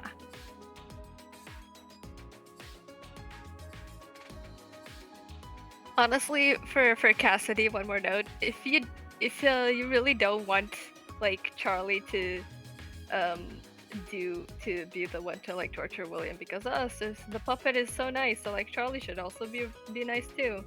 There is another option for a little girl to torture William for eternity. Elizabeth, like, she died because of her dad's ignorance, yeah. and you're telling me she just accepts it? That's a good point. Like, what?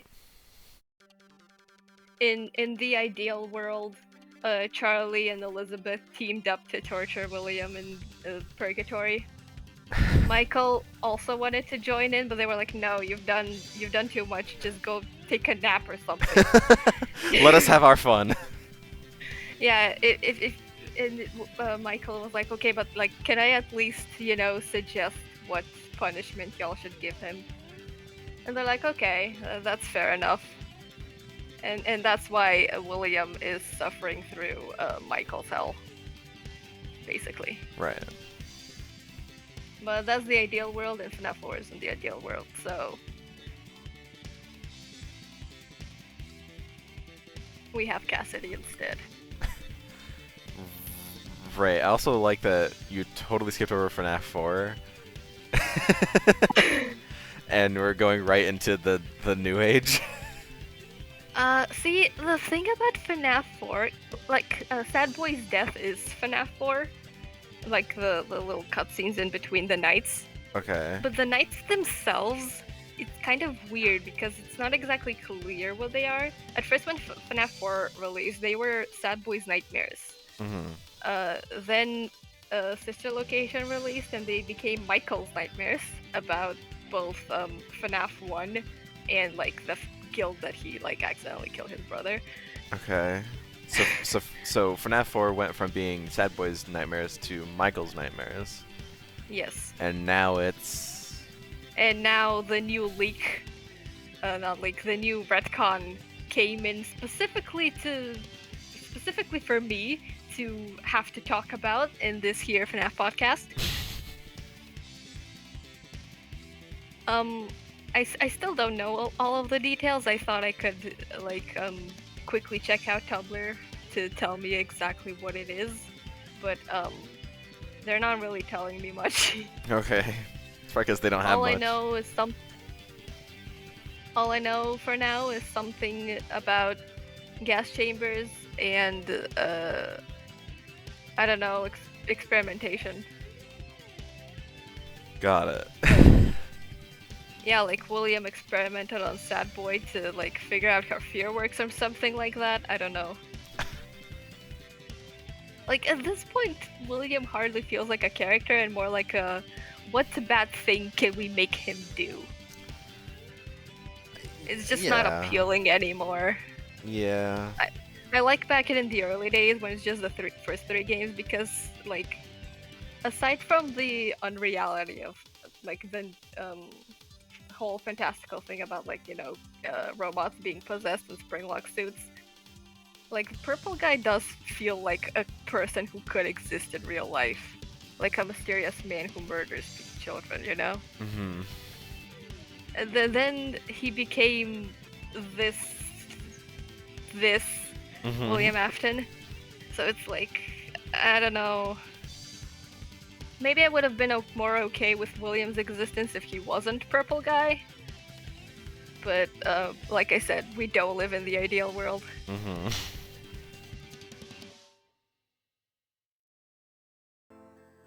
Okay, so... Skipping over FNAF 4, skipping over FNAF 4, now we go into the VR game. Yeah. So, the newly revived Fazbear Entertainment got these old circus boards that William is now possessing, maybe. Okay. And they just chuck them in their little VR game that they're making to like make light of the old murders and shit, so that they can like restart the company properly. Mhm. And like William takes form of some dude in a rabbit suit, Right. right? Glitch trap. Like we can just yeah, that's Glitch Trap. I like the name Malhair better, but Glitch Trap is the more popular name. Hmm.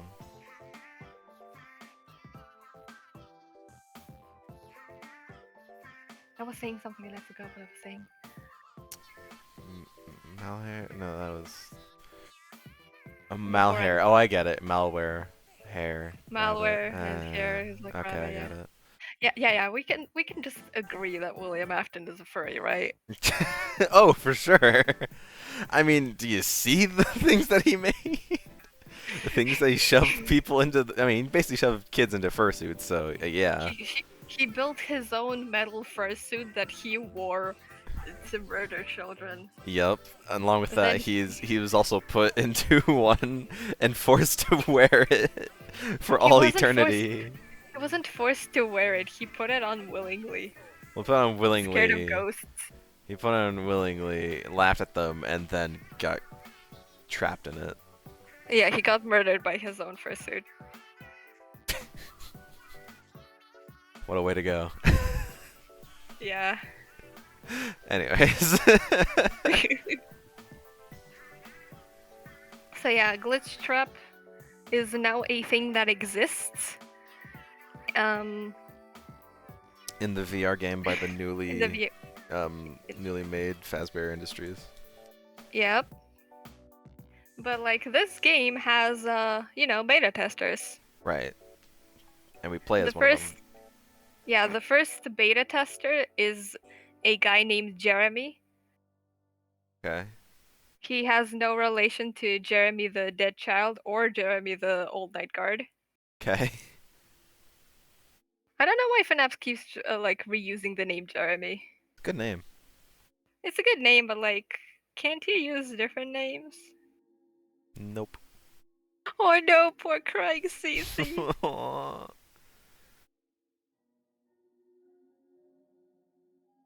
Give her a hug. Yeah, someone give her a hug. Here we go.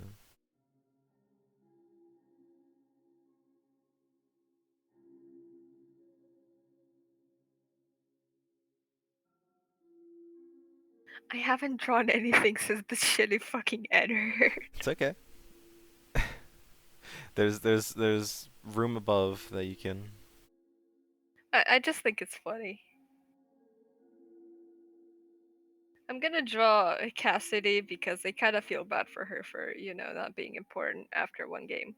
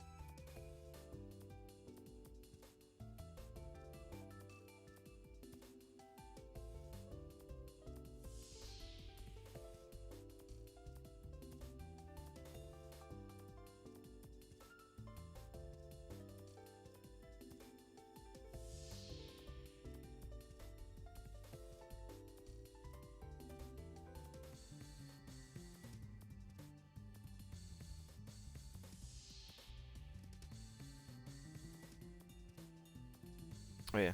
I should also take this time to show off the second canvas, which Annie has been There's a drawing second on. canvas? Yeah, Annie's been drawing on it, and it's all really good. I don't know if you know, Oh my but god, that's but so pretty. Annie's Holy shit. Annie's been in a Splatoon kick, which may or may not be my fault. But Yeah, I noticed. Annie says that they can't do the Splatoon art style, and I believe they can. So, what do you think? I mean, I don't know. Okay. Mouth hug. Why is CC keep getting abused? CC already likes trying to blow herself up, so I mean, True, but like this one's crying.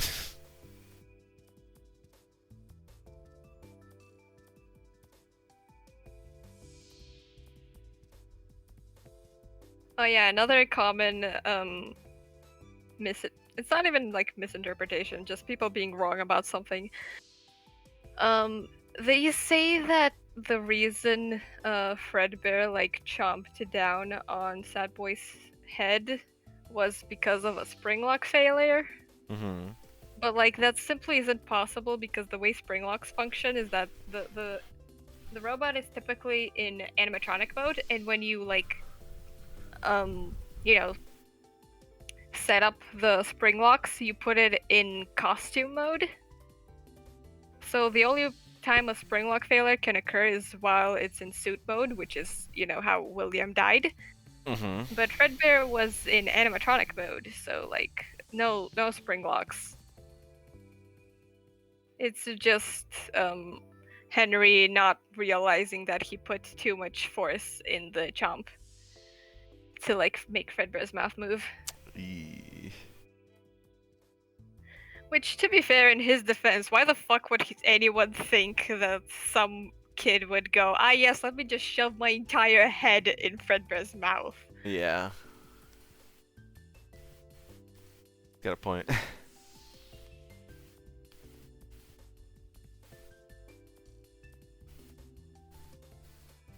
So, back to Glitchtrap. Yeah. Yeah, there's the first playtester, who is named Jeremy.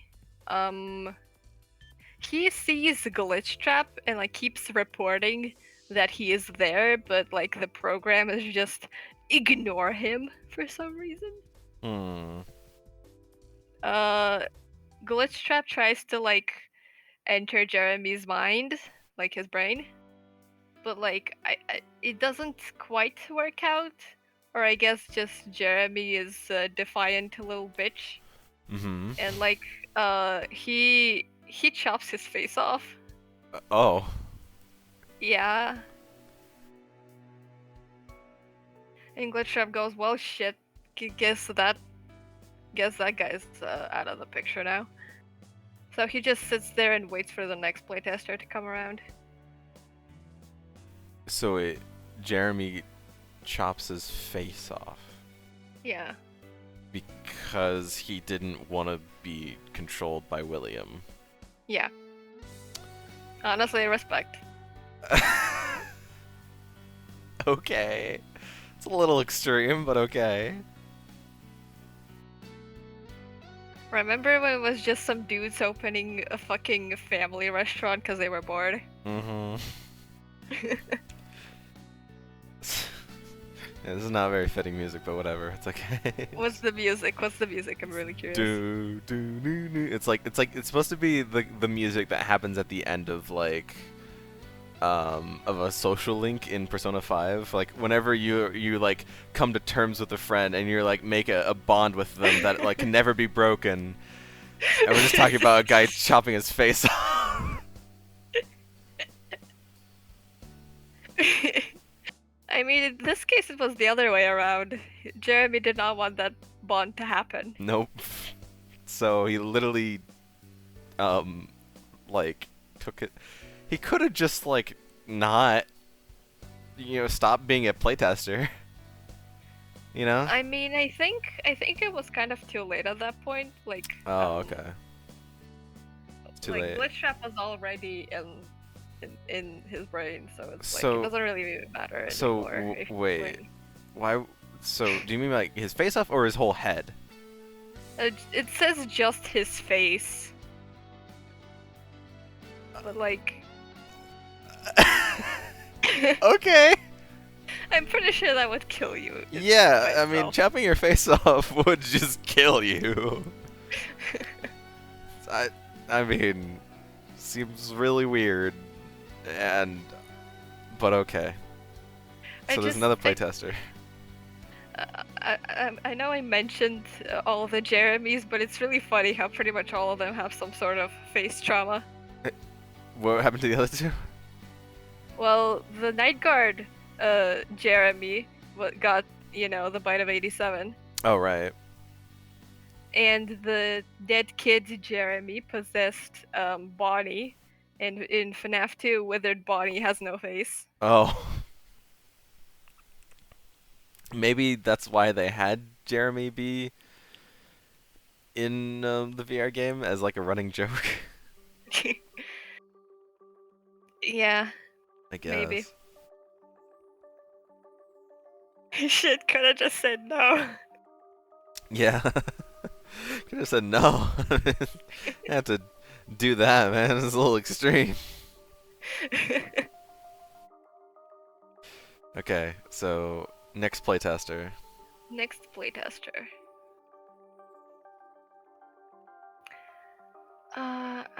That's the fun part. I'm not entirely sure which is the next playtester. Okay.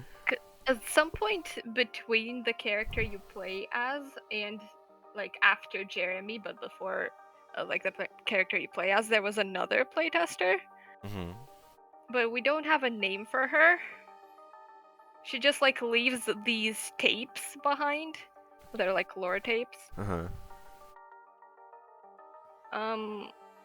But like she's kind of weird because she's kind of like Phone Guy, where it feels like they should be important, but then they just aren't for some reason. Huh. Cece says it was it Miss Bunny Fangirl? Miss Bunny Fangirl is the character you play as in VR. Got it. Also, Maudie's here.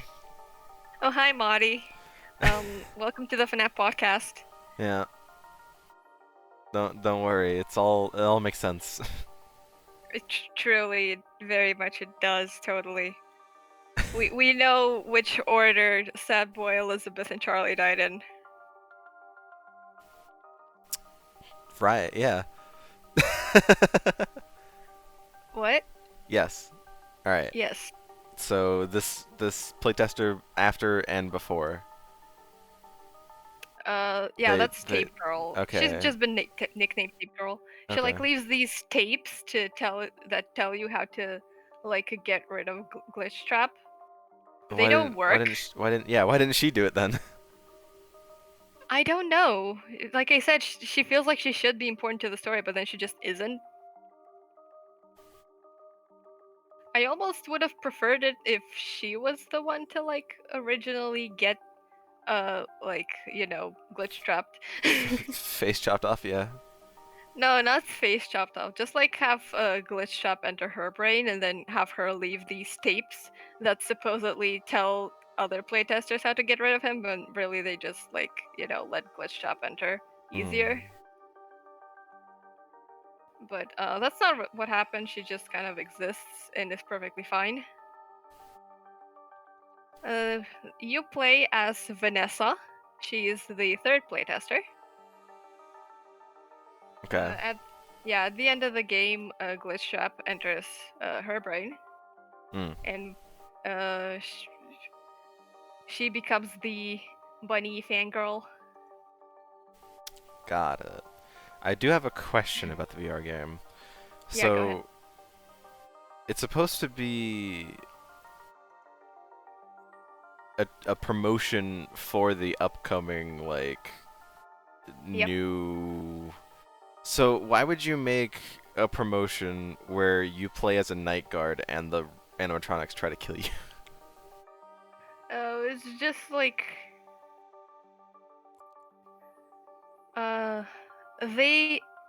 they explain it in like one sentence at the very beginning that never gets mentioned again, as far as I know.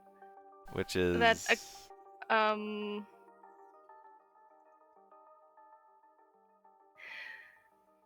No, actually, I'm kind of wrong about that. It's Okay. explained better in the books. oh, why they decided to have the game be about you being a night guard where you fend off against murderous animatronics. Yeah, so what happened is that this new Fazbear Entertainment hired some indie developer to make video games about these old stories, Oh. which basically means that the first 3 FNAF games are canon in the FNAF lore. Like these are Okay. games in universe. Okay. I'm pretty sure they killed said indie developer while he was working on the 4th game. The company? Yeah. Oh. And then they made the VR game like these are based off of the silly little games that random indie developer made. Huh. Okay. I mean, all right. I can accept that. Aren't urban legends hilarious? Oh, they're Anyway, amazing. come to our funny little restaurant with the silly little bear robot. He won't try to murder you. No, not at all. It's funny you say that because like he really doesn't try to kill you. Mm-hmm. Oh, and then it's because the next one is the follow-up to the VR game. Yeah, after the VR game is Security Breach. Mm-hmm. Which is like known for being hot garbage. In Hot more ways garbage? than one. Yes. Really? I thought it was like Both- kind of well received. I guess I'm wrong. No? Okay. No. Story-wise, it's bad. Gameplay-wise, you will run into glitches without trying. You will try. Like some guy tried to made like a challenge going through the entirety of Security Breach without running into any glitches. And the only way he succeeded was like by knowing where glitches typically occur and making sure to look away from those spots so he doesn't see it happen.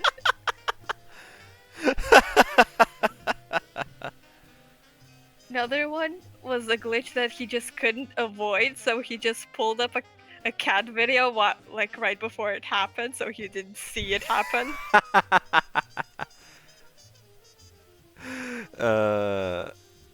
And he says you can't beat the final boss without glitching. And Goldude gave me a link. Yeah. Goldude, you can just you can put the YouTube link. You don't have to give me the. All right. Yeah, it's for the final boss that he had to pull up the cat video. Oh, this is a Markiplier video. A Markiplier video. Mark- Oh, it's probably about. Mark the gradually glitches loses then. his patience with Security Breach. Yeah. Yeah, it's a very not good game. Both It's the a- glitches in general, just not very good. It's an hour long. Goddamn. The entirety of Markiplier's, like, I think it was 2nd or 3rd video, is him being stuck in the same room because he couldn't figure out how he was supposed to get out of it. There's like 50 million doors you can't open, and there's this teeny tiny opening in one corner that you are going to miss, and you're supposed to go there. Oh. So he spent like 45 minutes looking for it. Huh.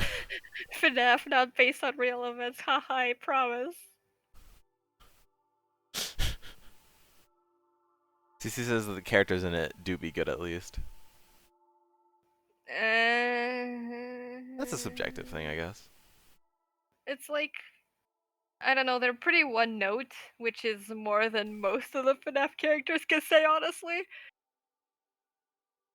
But like, they do like talk to each other. Like they have actual conversations and stuff. But yeah, Security Breach, the Mega Pizzaplex has been built and is doing great. And it's all fine and dandy until one day, I guess Freddy just kind of malfunctions for a bit. And she just like collapses in the middle of a show. So he is taken back to his room, and he finds that some kid has climbed into his stomach hatch that's reserved for birthday cakes. Wait, can you say that again? Some kid climbed into Freddy's stomach hatch, which is made for birthday cakes. Huh. Which really If set the off red game was flags to plain me the first dirty- time I played it, because the only time stomach hatches have been involved in FNAF has been Funtime animatronics, which were built to capture kids in the stomach hatches. So I was kind of concerned that it was going to be another thing like that, but nope, it's just for birthday cakes. There is actually nothing malicious going on for once. With Freddy, at least. This kid's name is Gregory, and it's who you play as in Security Breach. Right. And he showed me the part where he had to pull up a cat video. God. Crazy. Have you heard of Gigamonty? No. It is a glitch in the game where you can, like, basically print Monties. Okay. You can get like 50 of them if you want. But like they're special Monties, the kind that don't have any like complex AI. They basically like, if they see you once, they will kill you. They know your exact spot at any moment. They don't teleport. They just run towards you at Mach speed. It's frankly more terrifying than the actual game, and it's not supposed to happen. That's So, always you know, good. fun.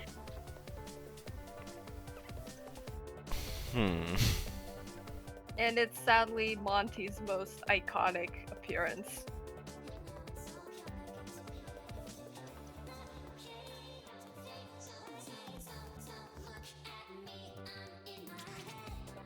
So now then, what? like, yeah, in Security Breach you play as Gregory, who wants to get out of the Pizzaplex. Which is weird because, like, why did he climb inside Freddy if he wanted to get out of here? Yeah. So you and Freddy just kind of like walk around the place, trying to find an exit. And then like you reach the exit, and then Gregory is like, "But if I leave now, then nothing will be done about the disappearances, right?"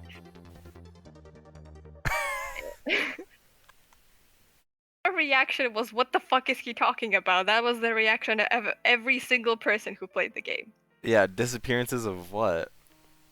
Well, it turns out that kids have been disappearing in this Mega Pizzaplex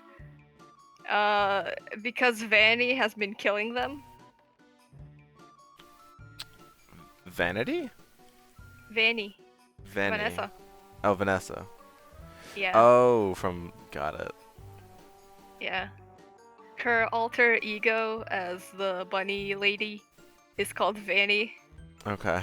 Super original there, girly. I Keep at mean, there's tons of original names and characters in this series.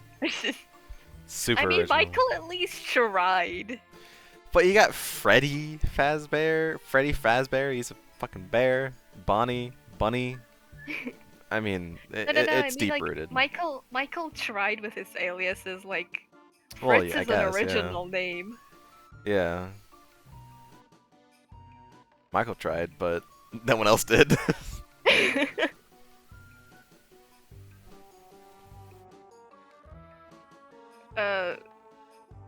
Vanessa's deal is really weird because it feels like the game can't decide whether Vanny and Vanessa are the same person or not.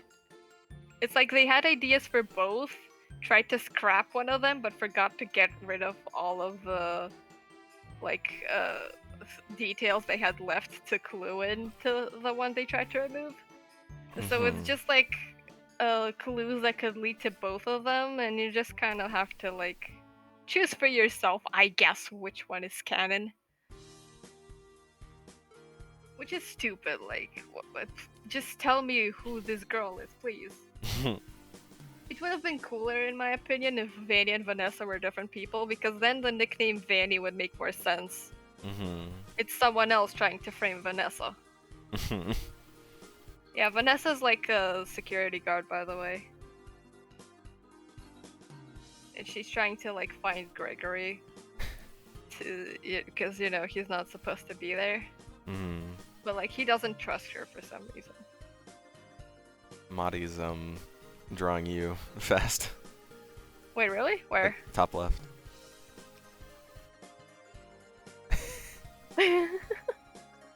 Me explaining the FNAF lore.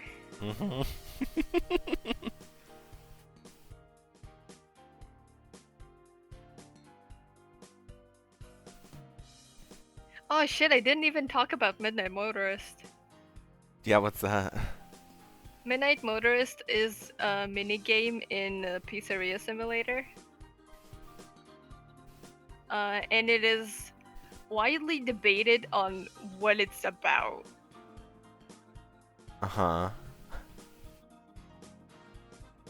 The most common interpretation is that it's William coming home right after killing Charlie. And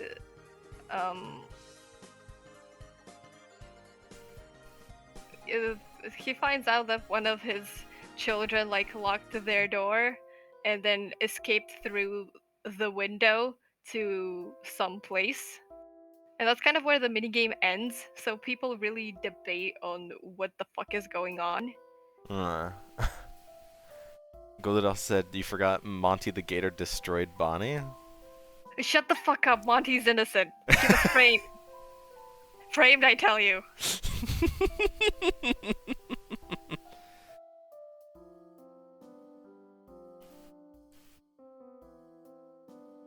Just because Bonnie was last seen in Monty Golf doesn't mean that Monty killed him.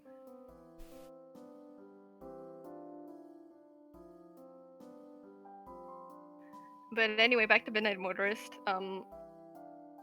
So the two common interpretations of who this child is that it's either Michael or a Sad Boy. I'm Team Michael because I cannot see Sad Boy locking his door, breaking a window, and escaping to what is most likely Freddy's. Oh, right. Whoops. I never changed the stream information. I knew I forgot something. You know what? It's fitting. I still have it on Majora's Mask. I forgot to change it to our fight, but I do have it saying "Don't look behind you," which is fitting. I did forget that. My apologies. And that's the lore. I got lost in the part about the Freddy. Sorry, Marty. I can explain anything you didn't understand if you want. But yeah, the team, the people who think it's a Sad Boy only think it's Sad Boy because, like in William's house, there is some person watching TV, and for some reason they think that's Michael. Which is like, oh, he's watching TV, and like this person is wearing gray, and Michael wears gray. So like this must be Michael. But like, yeah, sure, Michael watches TV in like sister location in between the nights, but like watching TV isn't really a Michael exclusive trait. Also, there's a bunch of characters who wear gray in this series. It's not just Michael. Not to mention Michael wears other shirts, not just gray. He wears purple in sister location. So yeah, I don't think the person watching TV is Michael. I'm team. I think it's either Henry or William's wife. His unnamed wife. That doesn't matter. And Michael is running away from the window. He breaks the window and escapes. I was actually gonna ask, what are the wives of William and Henry? Because they have children. They don't get mentioned ever. In the novel trilogy, Henry is divorced, I think. Okay. And Charlie is Henry's son, right? Henry's daughter, yeah. Okay. But like in the novel trilogy, Henry has two children. Like Charlie has a twin. Oh. Yeah, Huh. and it's weird because I don't know if this twin is canon to the game lore. Because like it's easy to just say he isn't and like he just not doesn't matter. But like if he's canon, then that means that like what exactly? That like Henry just kind of fucked off to, I don't know, take care of his son, which would be fine, but like in the novel trilogy, Henry didn't do that. Like Charlie died, Henry got depressed about it, built like 3 million robot copies of her, and then he killed himself.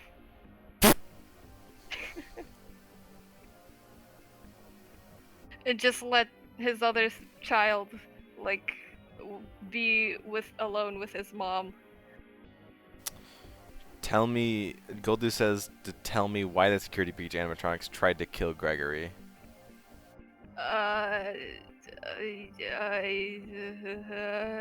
Also, does Freddy have a tail?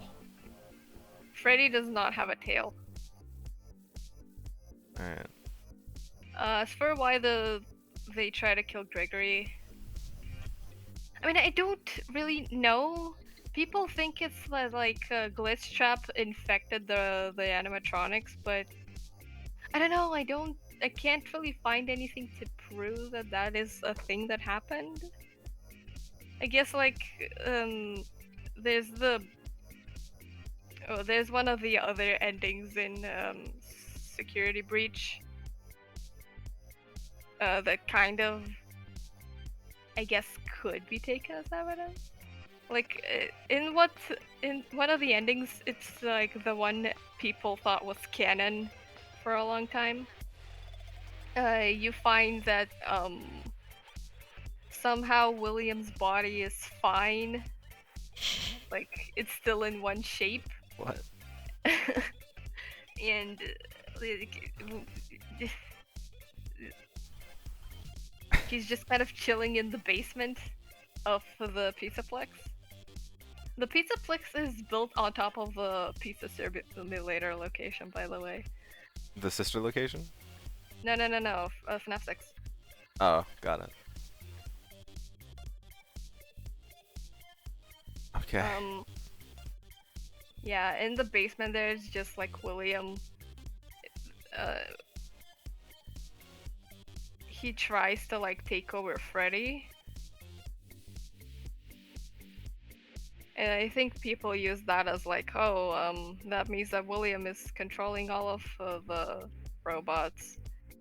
But I don't think that's really true because like if he does successfully take over Freddy's eyes turn purple, and none of the others' eyes are purple, so I don't think it's William controlling them.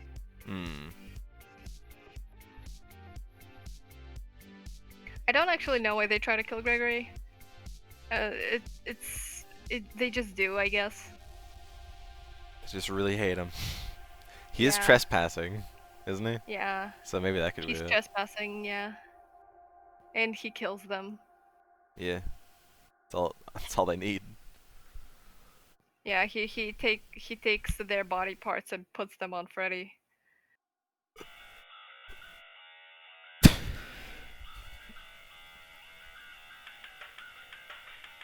Yeah. Also, Well, Gregory last does mutilate all 3 robots to give their body parts to Freddy. Yeah, like I said. One more thing from Security Breach I'll mention is the Princess Quest games. They're arcades like scattered around the Pizzaplex. There's 3 of them. And if you complete all 3 of them, you get an ending. Which is, it's the canon ending. Oh, did we lose Maudie? Did we lose Maudie? No, they just went to the other canvas. Sorry. We didn't. Okay, that's fine.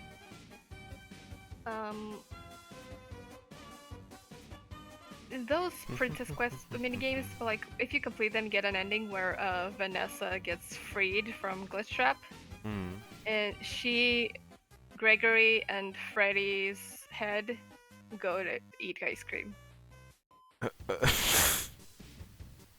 The reason I say Freddy's head is because in that ending, Freddy gets destroyed. Okay. Huh. Golded asked if you played the DLC for Security Breach. I didn't play it. I watched a playthrough of it, and I don't like it. Mhm. The general opinion of it is positive, and I agree that it's better than Security Breach, but I don't think it's good. What happens in it? Which- I'll get to it in a bit. I just want to finish talking about Princess Quest first. Sure. So, remember Cassidy? At one point during release, I think it was, the sprite for the princess was called Cassidy. Mm. And so people try to use that, oh, that means that Cassidy's in this game and like she's here to fight Glitchtrap. But then the name was changed to just Princess. Mm. And I think that's pretty much confirms that that was an accident. Especially since like other times where file names were used as evidence, they weren't changed. Mm. Oh, by the way, Cece, William is still in the rabbit fursuit. He just have the bunny ears.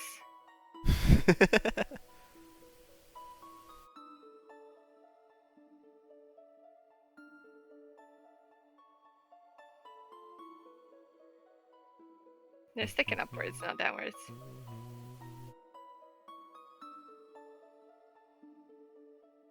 It's alright.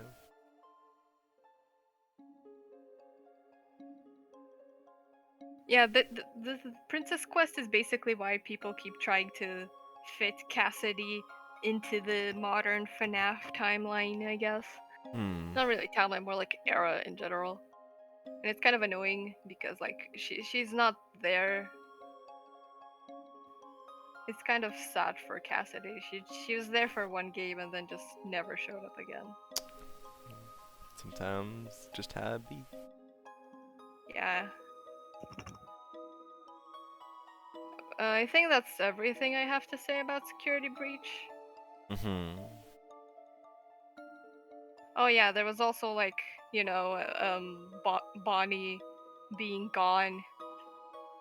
Being gone. Like he's not in Security Breach. Okay. What is that? What? He was destroyed and like I mentioned, Monty was framed. Okay. So wait, does that mean that Freddy and Foxy are in Security Breach? Freddy is in Chica? Security Breach, Chica is in Security Breach, and there's two other characters, Monty and Roxy. Roxy is like the new is like Mangle and Foxy kinda. No, she's just a wolf. She's just a wolf. Okay. So I guess Foxy just isn't in the picture. Foxy's kind of a weird case because there is like marketing stuff for Foxy, Okay. he's not in the Pizzaplex. And unlike Bonnie, there's no like mysterious to like there's no clues to lead to what happened to Foxy. So it's just weird to me. He ran off. He ran off. Off into the night. Besties. Oh, that's so cute. That's so cute. I love it. Sun and Moon, Golded says. Oh, Sun and Moon, they don't have lore significance, but people love them. They got designs at least. Sun and Moon, they're daycare attendants. Hmm.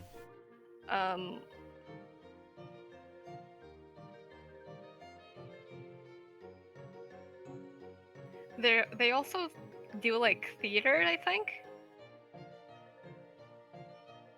Like little theater for the kids, Mm-hmm. which is cute. Moon's deal, however, really confuses me. Because like when Security Breach released, it really seemed like Vanny had put a virus in Moon to like you know, get him to kill kids, as they do. Mm-hmm. So a lot of like fans made angst about that. Moon not being himself. Mm. But then then the books started coming out, and they said that now Moon's just weird like that, which feels really disappointing. I don't know why they did that.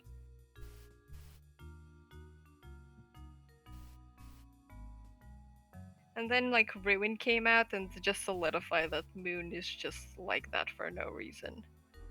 Like he's around children. Why is he so weird and creepy? He should be cute, you know?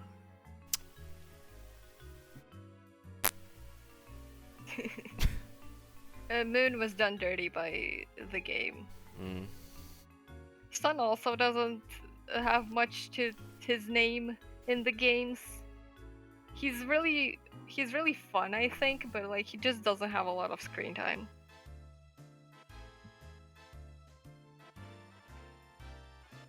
Monty in general is just kind of misunderstood by the fandom in general. There is the whole he was framed for Bonnie's murder thing, but there's more to it than that. Ask anyone about Monty's personality and they'll say that he really likes the attention and the spotlight and he wants to replace Freddy. Which is insane to me. Because if you actually look at in-game evidence, he's really not like that. For example, the proof they have that Monty wants to replace Freddy is an arcade machine that Fazbear Entertainment made. And in one of the endings, Freddy fucks off with Gregory. Mm. They both leave the Pizzaplex, and Monty replaces. He becomes the mascot. But that's not proof that Monty wants to replace Freddy. That just means that Fazbear Entertainment thinks Monty is marketable. And they're right to think that. Yeah. There's notes in the game where, employees talk about stuff that happens in the Pizzaplex. And there's notes on Monty that, they talk about how he's aggressive now, but the aggressiveness was sudden. It came out of nowhere, after he replaced Bonnie. There's also messages about Monty deliberately skipping showtime sequences. And he climbs onto the catwalks in Monty Golf, which are really high up and people can't reach. There was even a note saying that once Monty fell from those catwalks and broke his legs, and yet he still keeps going there. So if you ask me what's more likely to be about Monty, is that he likes being a side attraction. Basically. He was having a good time being in Monty Golf. And all that, but then Monty was destroyed, and Bonnie was destroyed, and Monty replaced him. But he doesn't like the huge crowds and all the attention, so he started lashing out from stress and hiding in those hard to reach catwalks because it gives him some time alone when he doesn't get any of it anymore now that Bonnie's gone. Okay. Susie said, also kind of sounds like he's traumatized from seeing his bestie die and doesn't want to meet the same fate. That is also true. And Goldude says, I'll say the worst thing about the game is that the last choice where you decide to leave the building or not is that if you choose to stay, saving gets disabled. And guess how much gameplay is after that? Go on, guess. Probably half of it. Oh, wow. So the second half of the game you have to do in one sitting? Save. Yeah, you can't save. Why? It's probably supposed to be like an homage to like 420 mode in like all the classic games, but like they kind of fucked up real bad, and people hated it. So in future updates, they actually added a single save point. A single save point. Yes. Oh my god.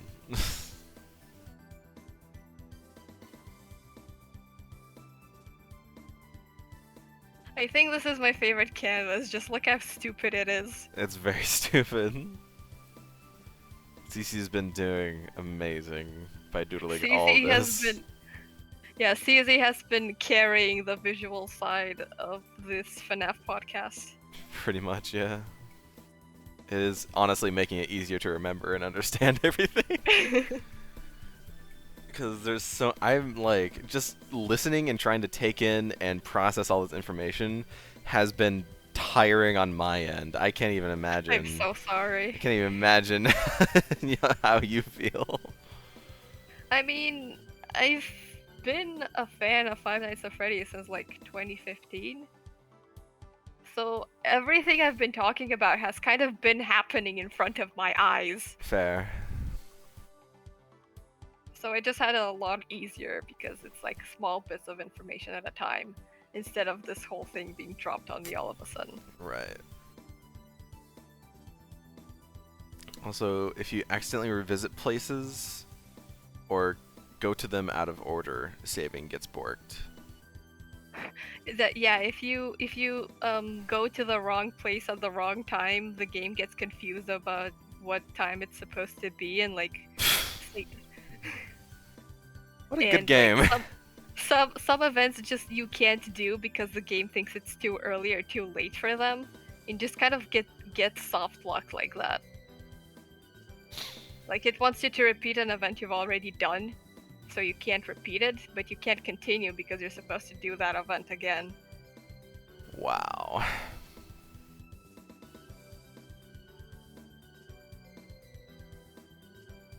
It's okay, we're almost at the end. All that's left Is for now the ruin? is Ruin, yes. Okay. It's a DLC that released recently. There, you play as Cassie. Not to be confused with Cassidy. Okay. Cassidy still doesn't exist in modern FNAF. Okay. Cassie is a little girl who, she's Gregory's friend. She received a message from Gregory that he's stuck in the Pizzaplex and needs help to escape. And like from the moment that trailer dropped, everyone fucking knew that wasn't actually Gregory. Okay. So you just play as Cassie, and you go through the now run-down Pizzaplex. Like everything's destroyed. The most of the robots hardly work as intended. Monty has been reduced to a literal wild animal, and I am still upset about that. My boy deserves much better. Okay. Is he in like a cage or something? No, he crawls around trying to kill you. Oh. It says within the first 5 minutes of watching Markiplier play it, he was like, "That's not Gregory." We were all like, "That's not Gregory."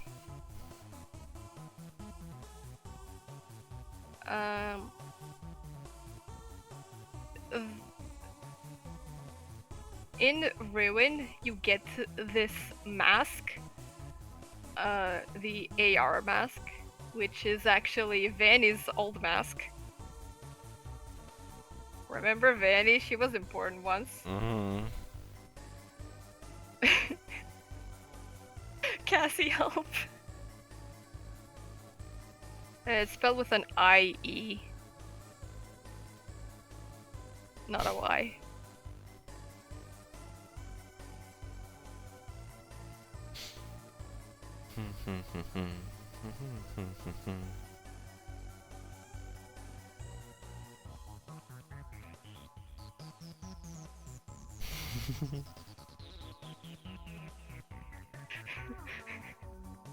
While we have some downtime, I also want to go back and show off Annie's second canvas. Fair enough. It's gotten some additions. All the agents from the games, which all look amazing. And then Madi has made another canvas. I don't really know. This is the Sea Slurp, but it's very adorable. I love it. Oh, that's so cute. It's very, very adorable, Madi. Keep at it.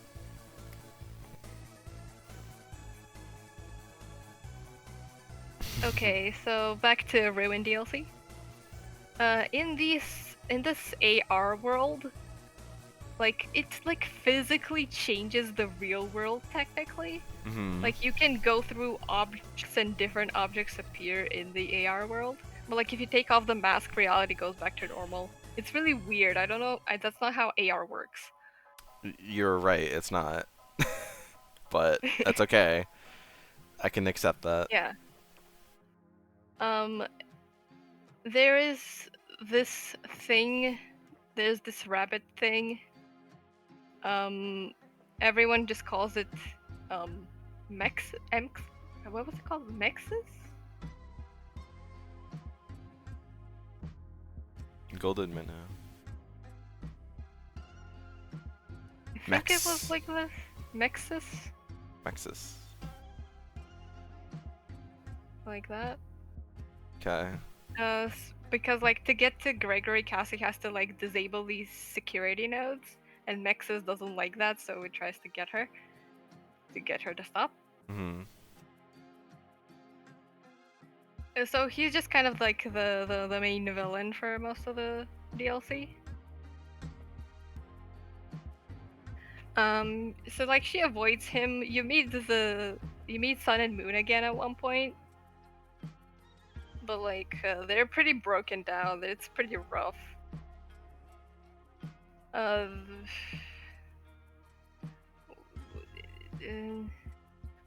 I'm actually not sure what the section with them is there because they don't do anything really.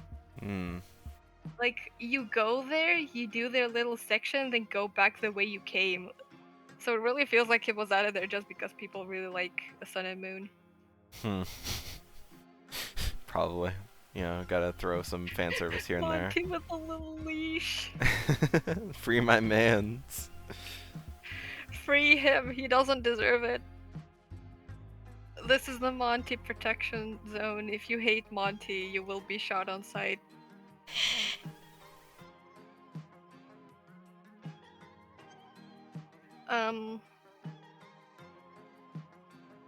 It's kind of hard to think of important things to mention in Ruin because most of the things don't really matter. It's just kind of Cassie going deeper and deeper into the Pizzaplex trying to find Gregory.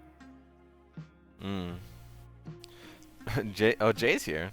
Jay says Monty is just goofy. Like, why is he like that? Monty is a silly little guy. Leave him alone. And Golded says that you forgot to mention that the pace in Security Breach is ruined and overgrown with plant life in the DLC. Yeah, I mentioned that the Pizzaplex is like run down. Oh, right, yeah. I thought you'd mentioned that. So, wait, how long after does this take place from Security Breach? It's not stated, but it's probably been like at least a few months. Okay. That was quick. Plant life usually takes a few years, maybe decades, not months, but whatever. I don't know. I mean, based on how Cassie looks, it doesn't feel like it should have been that long.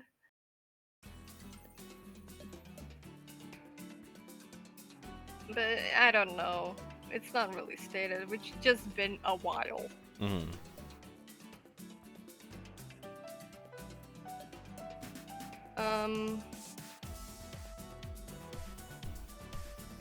In the end, Cassie does get to like the very bottom, which is again the FNAF 6 location.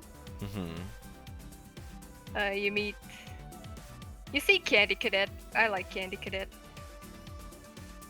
He's like a silly little robot from FNAF 6 that tells you stories sometimes. Yeah. You see Candy Cadet for a brief moment, and like he doesn't do much, but like it's nice to see him there. Then you get to the basement. You figure out you kill Mexus for good. Um, you free Gregory. You go in to check on him because to see if he's okay, because like he's been there for a while. Mm. And it is not Gregory. Everyone was shocked. I know. Oh, crazy. Yeah, Who is it? it's the Mimic. What? Perfectly reasonable reaction. Now here is why I hate the books. Oh. Oh, they tried shoving the books into the games now. Yeah. The Mimic is a robot, like in the books specifically, he's a robot that was made by some guy to like play with his son.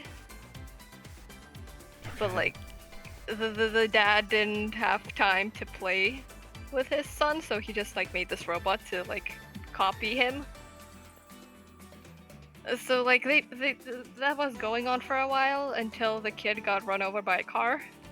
Oh. And Oh. the Mimic, still copying a child, walked up to the dad and asked if they can get ice cream. And the dad was filled with rage and beat the shit out of it.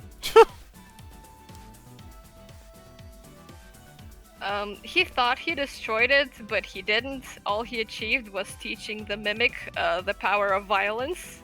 Hmm. Man, he made a garden. That's so cute.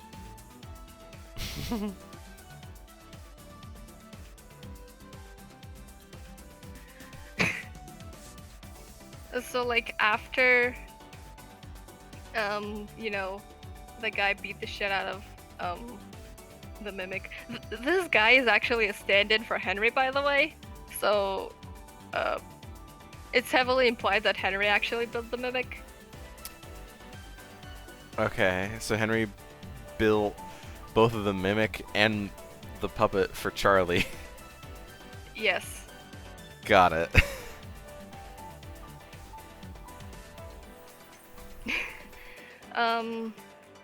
Then the Mimic just kind of does nothing for a while until Fazbear Entertainment finds it while they're making the VR game. And like they look at the Mimic, see that it like copies whatever it sees, and it's like, well, it'll be too much of a pain in the ass to like program how the game mechanics should work. So we'll just teach this thing how it works, and he can do it for us. Wait, So teach the Mimic how the Mimic works? No, how the game mechanics work. Oh, okay. So they put in the Mimic in the VR game, and because William's consciousness is also there, like in the circuit boards, the Mimic learns William's entire backstory, and a new role model acquired. Oh boy. So now the glitch trap is actually the Mimic copying William, because everyone got upset that William was back again. So so it used to be William, they retconned it, so now it's just this robot that Henry made a long time ago. Yes. Got it. Yes. The bot, yoink. Yeah, no, that's pretty much it. That's pretty much how it works. So yeah, because the Mimic now knows violence for both Henry and William, it started just killing people.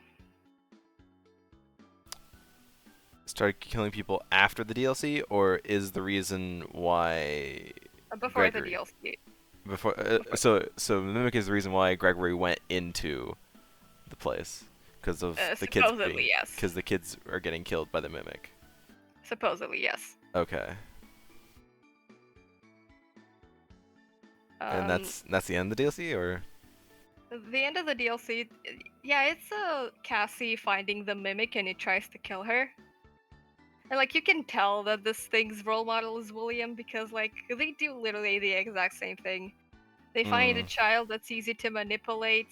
They lure her to a hidden room they aren't supposed to enter, then try to kill him. It's like the same thing. Mm-hmm. Different method, same thing. Mm-hmm.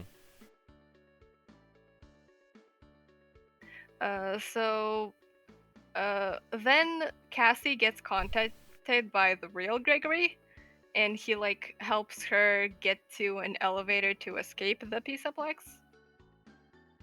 So like she gets in the elevator, the mimic is too slow, Mm-hmm. and like Gregory is like, "Thank you, Cassie, for coming in to save me, even if I wasn't actually there.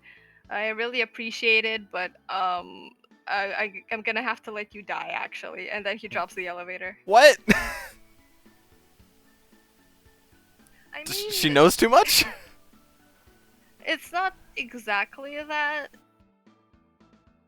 So, the mimic is like both like a physical robot and the glitch trap, which means that it has access to both the physical world and the digital world. Okay.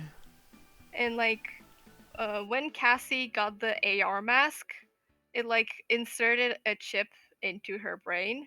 Ah. So for all Gregory knows, she could very much be infected, and like he can't have the mimic following them. So like, Got it.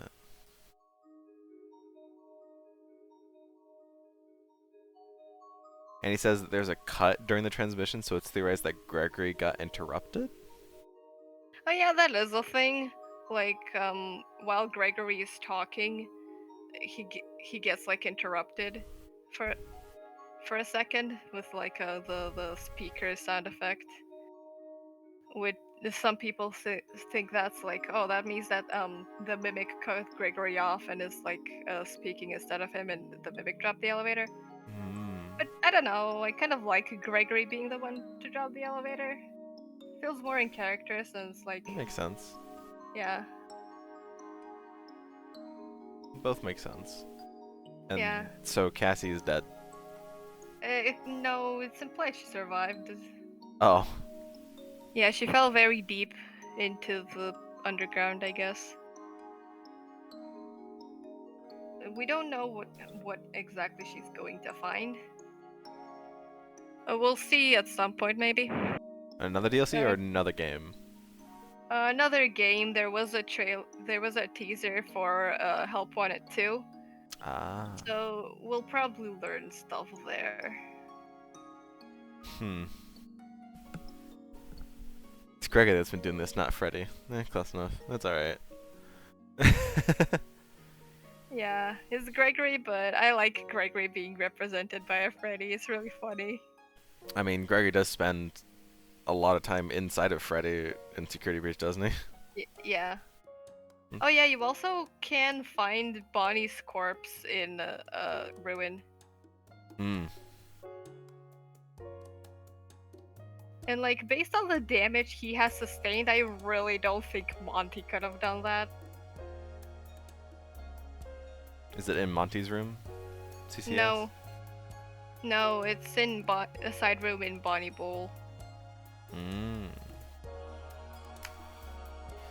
Monty was framed.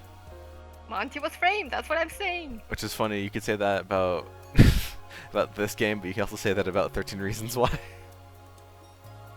What the fuck is 13 Reasons Why? A really shitty Netflix series that's based on a book about how a girl had 13 reasons why she killed herself, and so they made one season that was, that book, but that got really popular, so the writers were like, well shit, we gotta continue this now, and it's just ass.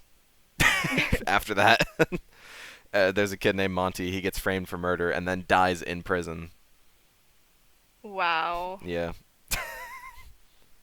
Spoilers, but I don't think anyone cares about 13 Reasons Why anyways. So that's FNAF lore? As of right now, that's pretty much it. God damn.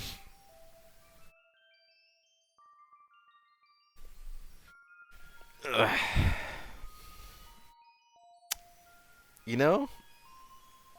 I will say the Yeah? lore is interesting. You can never get me to play one of the games though. Yeah, really, that's fair. I am a gigantic pussy and I do not like horror games. That's fair. I drew Henry once this entire time. What? I realized I drew Henry only once. I mean, he's not all that, you know. To FNAF World, that one's not horror.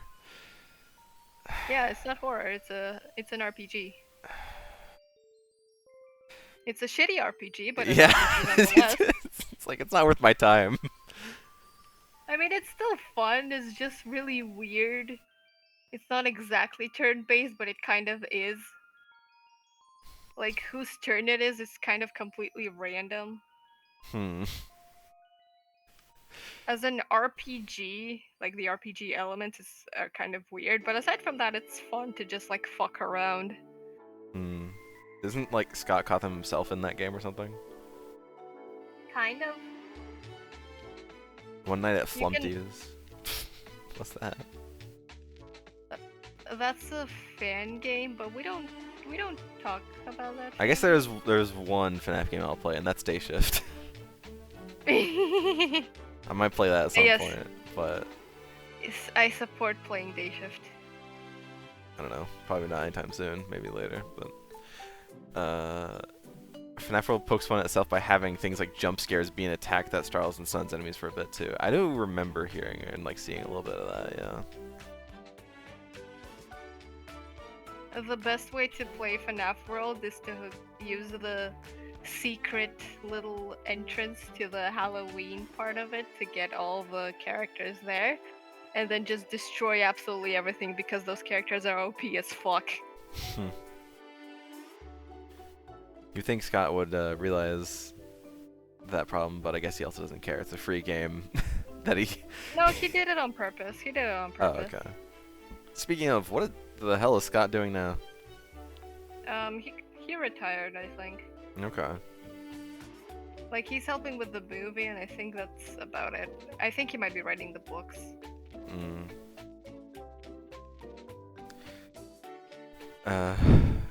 If I had ability to be damned, I'll make an all Bonnie team and you can't stop me, CC says.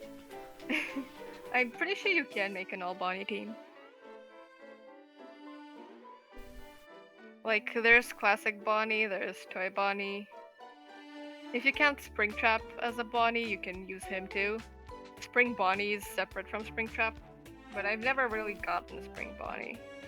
CC would add Monty if he was in it. Can we mod the game? Add the characters that have come after it? I mean, I don't know how to mod games, but I'm sure it's possible. Probably. Yes, CC there's- says yes. There's Nightmare Bonnie, there's Jacko Bonnie. I think that's all the Bonnies in FNAF World. Alright. Well, our first canvas is full. We can Yes. well, the second canvas is pretty much all Annie, Almost but full. almost full. But that's okay. I mean, it's all really, really good, Annie. Extremely, extremely good. I guess there's a little bit of room if we want to do anything there. But then there's the third canvas, which is got Monty on it. Monty drew Monty Sucks. being framed. Yeah, he was framed. Anyway, I'm pretty sure the Mimic killed Bonnie. That would also make sense. Oh, Gold DM'd me, and he said FNAF should have ended at 3, and that is correct. It should have ended at 3. The story there is so much simpler and so much better. Scott couldn't help himself. No. It happens. Sometimes you just want to keep on going with a series, and sadly, like, sometimes more is worse.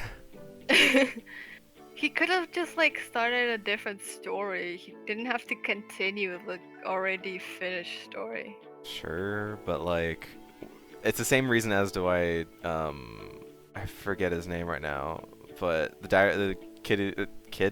guy who's made all the Diver Wimpy Kid books, he's still making them.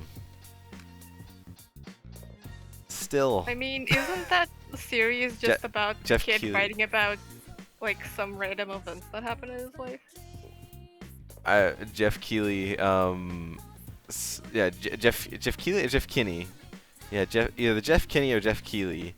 I mean, the first book was like kind of about, you know, a kid that was really not a good role model at all. Just trying to go through life, and kind of at the end he like learns a lesson at the end of the book. But that did so well that, you know, obviously he had to make another one, and then another one, and then another one, and then another one, and then a movie got made of the first one, and then a movie got made of the second one, and then a movie got made of the fourth one. They skipped the third one for some reason. And then he's just kept making books since. It's gotten an animated show on, I think, Netflix.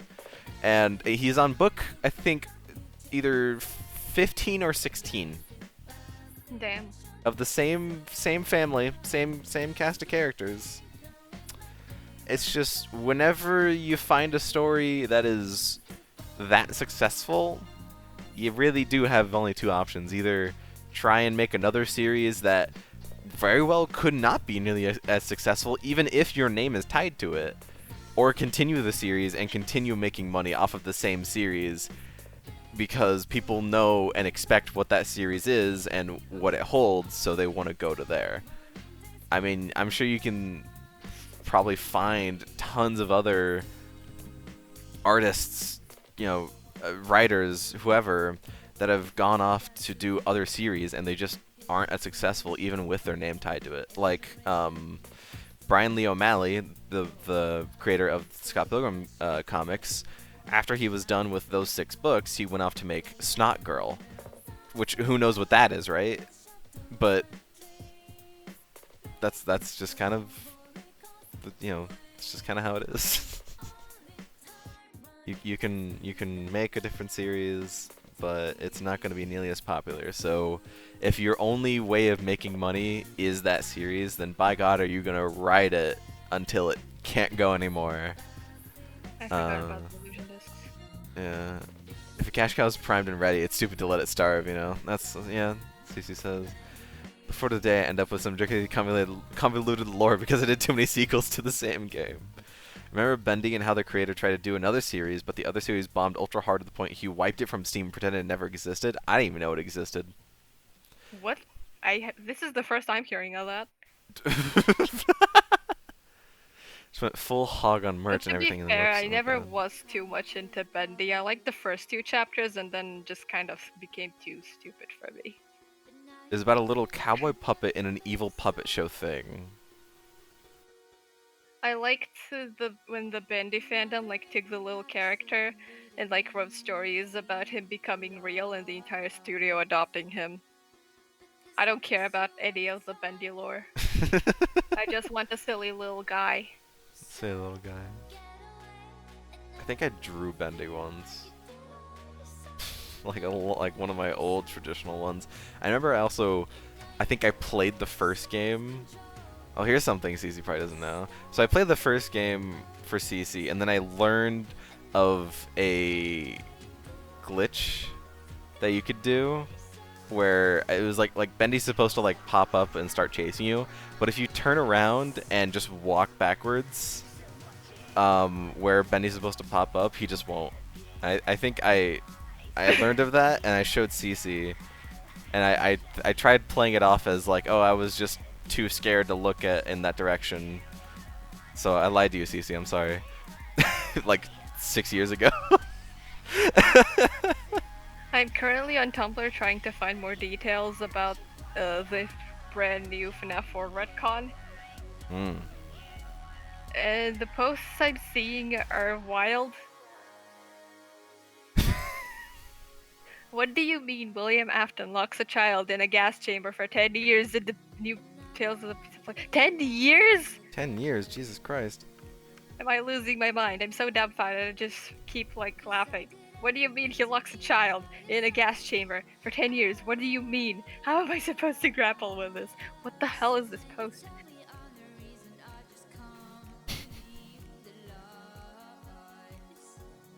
I'm sorry, but what the fuck do you mean sister location takes place after FNAF 1? Wait, that's confirmed in that story too? What?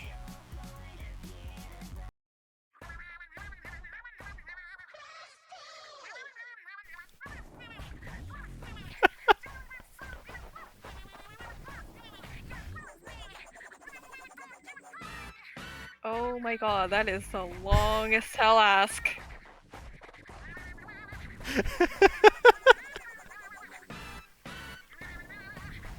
Going through the recent posts on this blog has made me feel so validated in my opinion that this is probably the stupidest bit of FNAF lore ever conceived, because I've been seeing people on Twitter pretend like it's genius and it was planned from the beginning and stuff, and I'm gonna be so real, I don't know how much longer I could have taken it, it's so over.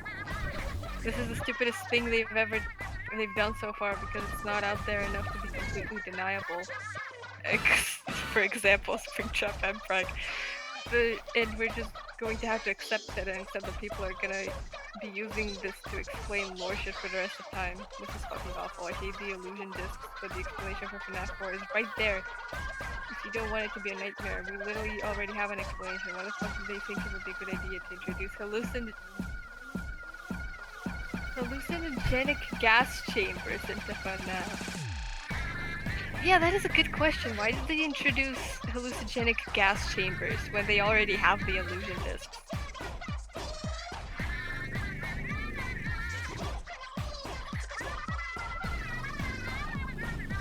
Having William use the illusion discs on Michael would have been bad enough for his characterization as is, but this is far worse. They have no idea what they're doing. It's so out of character, I cannot even begin to explain it. I know people who don't give a shit about him or his actual personality will think I'm pulling this out of my ass, but this seriously so far out of the realm of things William Afton would feasibly do. Holy hell. Are you able to summarize all that? Hold on. Sorry, Annie, I'm simply going to pretend it doesn't exist. He was mauled those kids to death and shoved them in suits and experimented with the animatronics. That's it. He didn't do anything else. It's fine. I don't care what the books say. Copium. These posts are great. I love them. So what did William do? Love is in the air. Wrong. Hallucinogenic fear gas. So, from what I'm understanding, he took some kids and shoved them in a gas chamber. Oh. With some kind of hallucinogenic fear gas to, like, experiment with how fear works. Okay. That's what I'm understanding so far. I don't know why he would do that. He has no reason to do that. At least with Remnant, it makes sense because he can say, oh, he was trying to bring, like, Sadboy back to life, or oh, he was trying to become immortal. But this is just evil for the sake of it.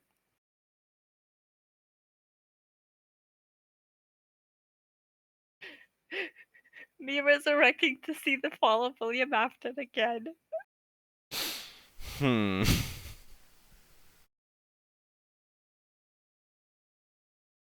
Epic rap battles of history. Michael Afton versus Gas Leak.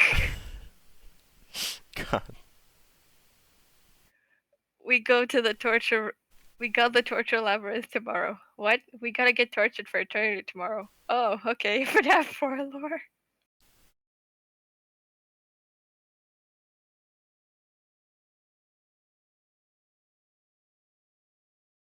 It has been 0 days since the last time a massive important lore reveal was randomly dropped in a FNAF book.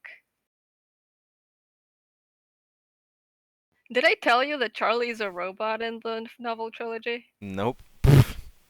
Yeah, like Henry just builds a robot Charlie because he's sad that she died. And it's really weird because, like, she's so human-like that for 2 books straight, nobody knew she was a robot. What actually happened is that she wasn't a robot, and then the 3rd novel, they decided to make her a robot for, like, no reason.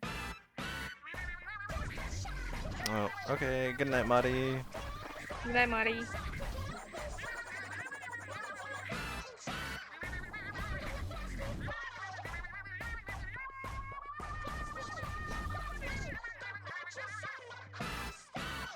Same as what happened with FNAF. Please elaborate if you can. I have no idea what is going on, but I'm terribly intrigued. Sigh, there was a new FNAF book released today. William Afton locks a child in a chamber that's pumped full of hallucinogenic tear gas for 10 years and only feeds him wafers, apparently. And people are saying that this explains FNAF 4. I am in immense distress. So it doesn't Okay. explain FNAF 4. Or it does. I think the idea is that this is what happened to Sad Boy. Like Sad Boy's nightmares. Gotcha. But I'm still in the camp of these are Michael's nightmares out of guilt for killing the crying child, and also just like general, you know, like FNAF 1 where they're trying to kill him. Mm-hmm.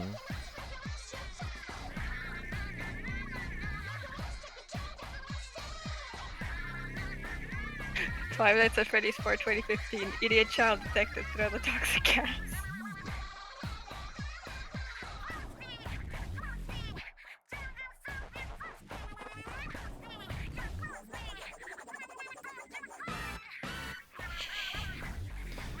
God, this song.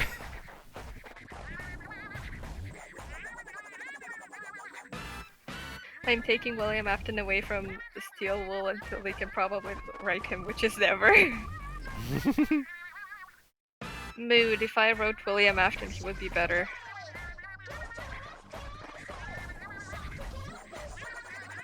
Do you know what would have been extremely fucked up for like William Afton's characterization? What? If he only murdered people for fun, but like he genuinely loved and cared for his family. Yeah? Imagine being Michael in that scenario. Like, your dad is like the best person in the world, and then you find out that he's a serial killer. Like, how do you deal with this information? I guess you just kind of don't. Either that or you apply to Fazbear for free pizza. I mean, he applied for free pizza because, like, back then he didn't know that William was a murderer. He only found out, like, after his sister's location.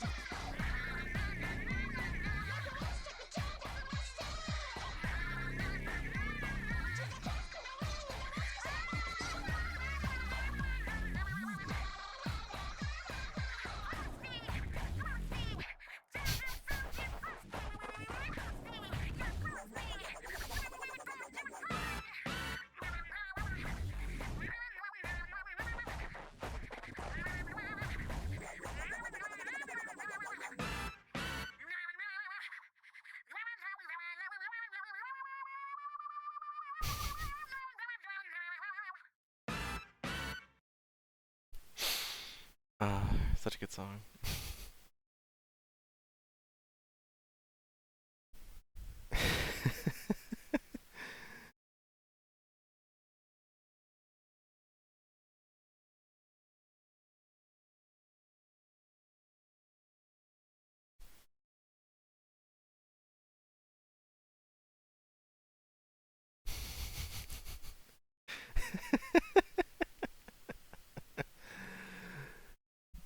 Ivanflow, yeah.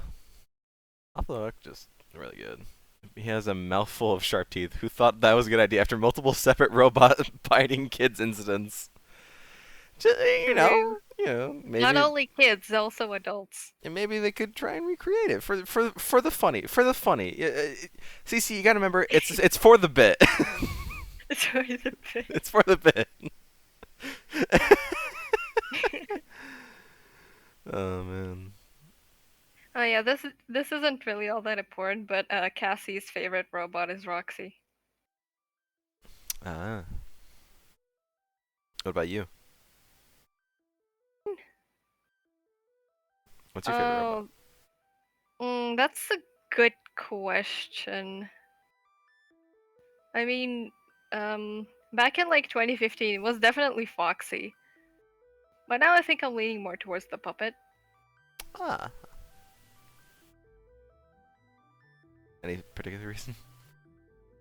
I just think she's neat. You know what? That's all you need.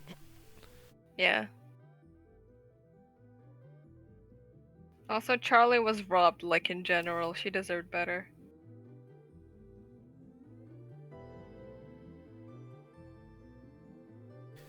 Mine, us was Springtrap before the lore got turned to shit. That's what gold is. The Springtrap was really good before FNAF 4 released. Typically, people say that Sister Location was when the lore started going to shit, but personally, I'd say it was FNAF 4.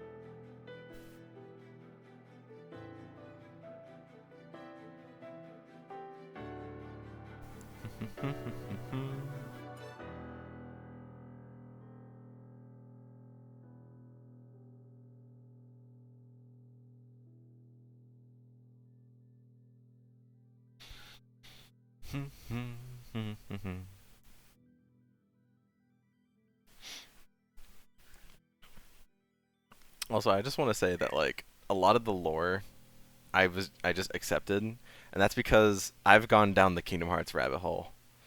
You just have to accept some stuff in Kingdom Hearts, That's fair. like oh, you know Xehanort. Yeah, there's like there's like 4 Xehanorts. Okay. There's like 4 of them. There's Xehanort himself. There's Ansem, who's the heartless Xehanort. There's Xemnas, who's the nobody Xehanort, and then there's young Xehanort, who's Xehanort from the past whenever he was young. And they can all coexist. They can all coexist at the same time because reasons, because time travel. So stuff like that. I'm used to it. Like, you know, you just gotta accept it. Accept that it's a thing. Case lore is convoluted, but not asinine. It's a little asinine. Xehanort can also basically. Let's not get to the rules of time travel. Okay, the rules of time travel are stupid in KH, definitely. But also, like, Xehanort can just, you know. Okay, I'm gonna Horcrux, which is a Harry Potter thing. I don't know if everyone knows what that is. No. Basically, in Harry Potter, Voldemort put parts of him into things, like inanimate objects. So that's what a Horcrux is a thing that embodies someone. So Xehanort can just do that to anyone. So, like, almost everyone in the organization in 3 also embodies Xehanort. So there's 4 Xehanorts alive at that moment, and also everyone else in the organization is part Xehanort.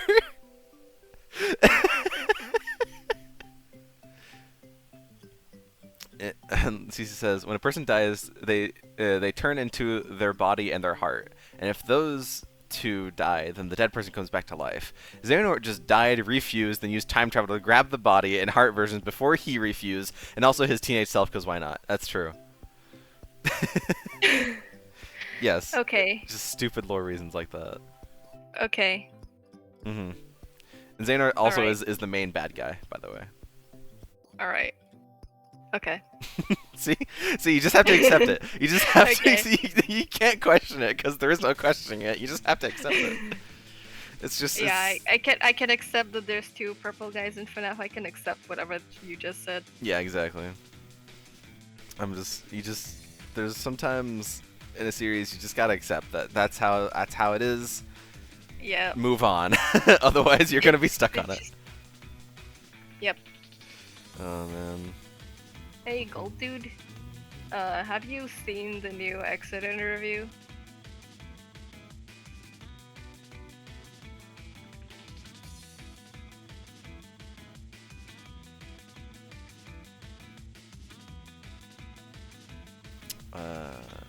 Who wasn't? What? Zikaldista talking about Xehanort, and he missed what you asked him. Have you seen the new Exit interview? Exit interview.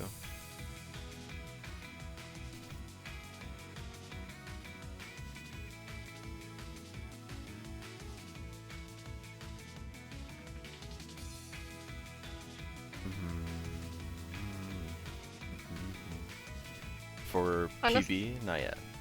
Yeah. It came out like earlier today and I watched it. If you like PB, don't do this to yourself. I thought it was gonna be an interview for Paintbrush, but I didn't expect Funtime Foxy. Like, they completely butchered Painty's personality. It's almost sad. I would be sad if I wasn't so angry about it. There's more things to be angry about. Bro, the entirety of the third season sucks ass. Right, I do remember you saying that.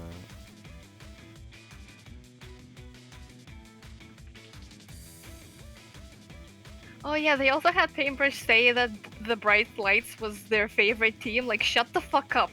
That was like the worst part of their life. What do you mean? I know this character better than the goddamn writers. What does it take to get on the writing team? That is a good question. The writers should be paying me to fix their stupid show.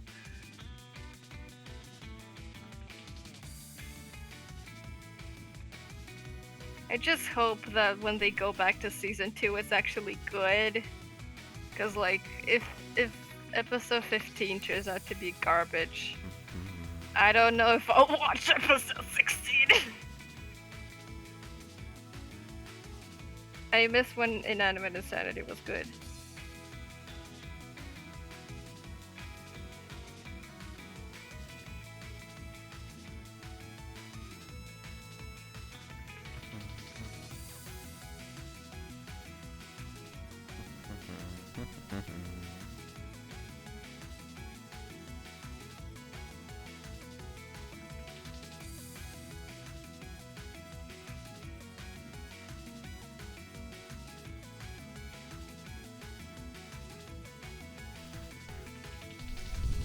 There's just so many series out there that I've gotten just fucked over time.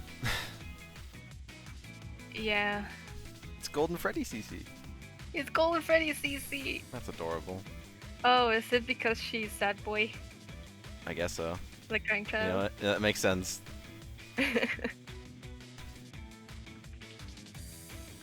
CC, if you're the crying child, who's Cassidy? Who are you sharing the suit with?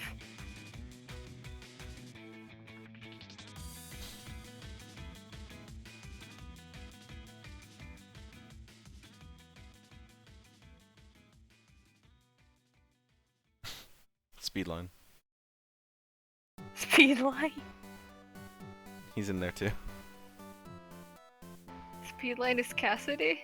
Yeah. Damn. CC is now inserting herself into the FNAF lore. Oh, I just remembered, once I found this fucking U quiz about, it was like, which FNAF character are you the most like? And I thought it would be funny to like do it for kicks, you know? Mm-hmm. And so I thought, well, considering like the current lore and stuff, I'll probably get like Cassidy or Charlie or something. I got William Afton. Oh. What does that say Yeah, about you? I, I don't know. I guess. Do you want to kill kids? I guess it just called me a William Afton kitty. I guess so. Yeah. Is that your new nickname? I mean, I guess I do draw with purple in these canvases. That's true. That was the sign all along. We should have been listening and looking.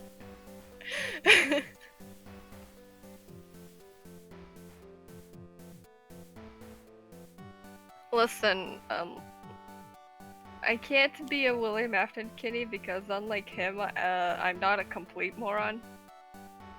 Okay, fair. I wouldn't go in the Springlock suit. But if you're peer pressured, No, I just know that will kill me. If the Springlocks are moist, they fail. If you breathe on them wrong, they fail. If you move too quick, they fail. Like, why would you ever put that thing on?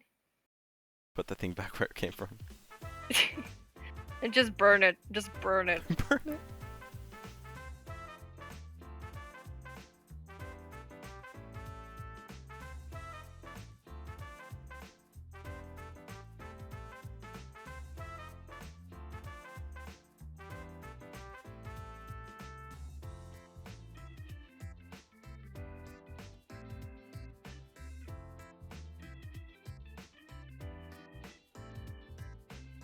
The one I kind of expected the one to be assigned Cassidy would be like one of us. I didn't expect Speedline.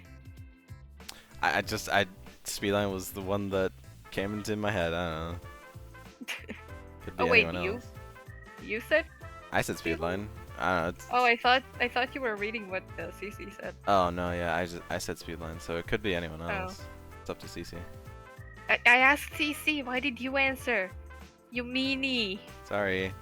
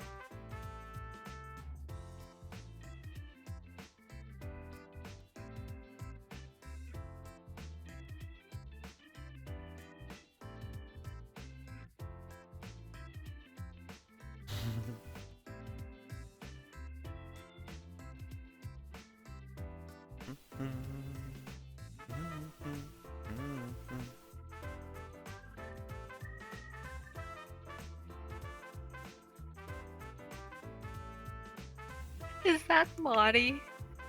Yeah, it is.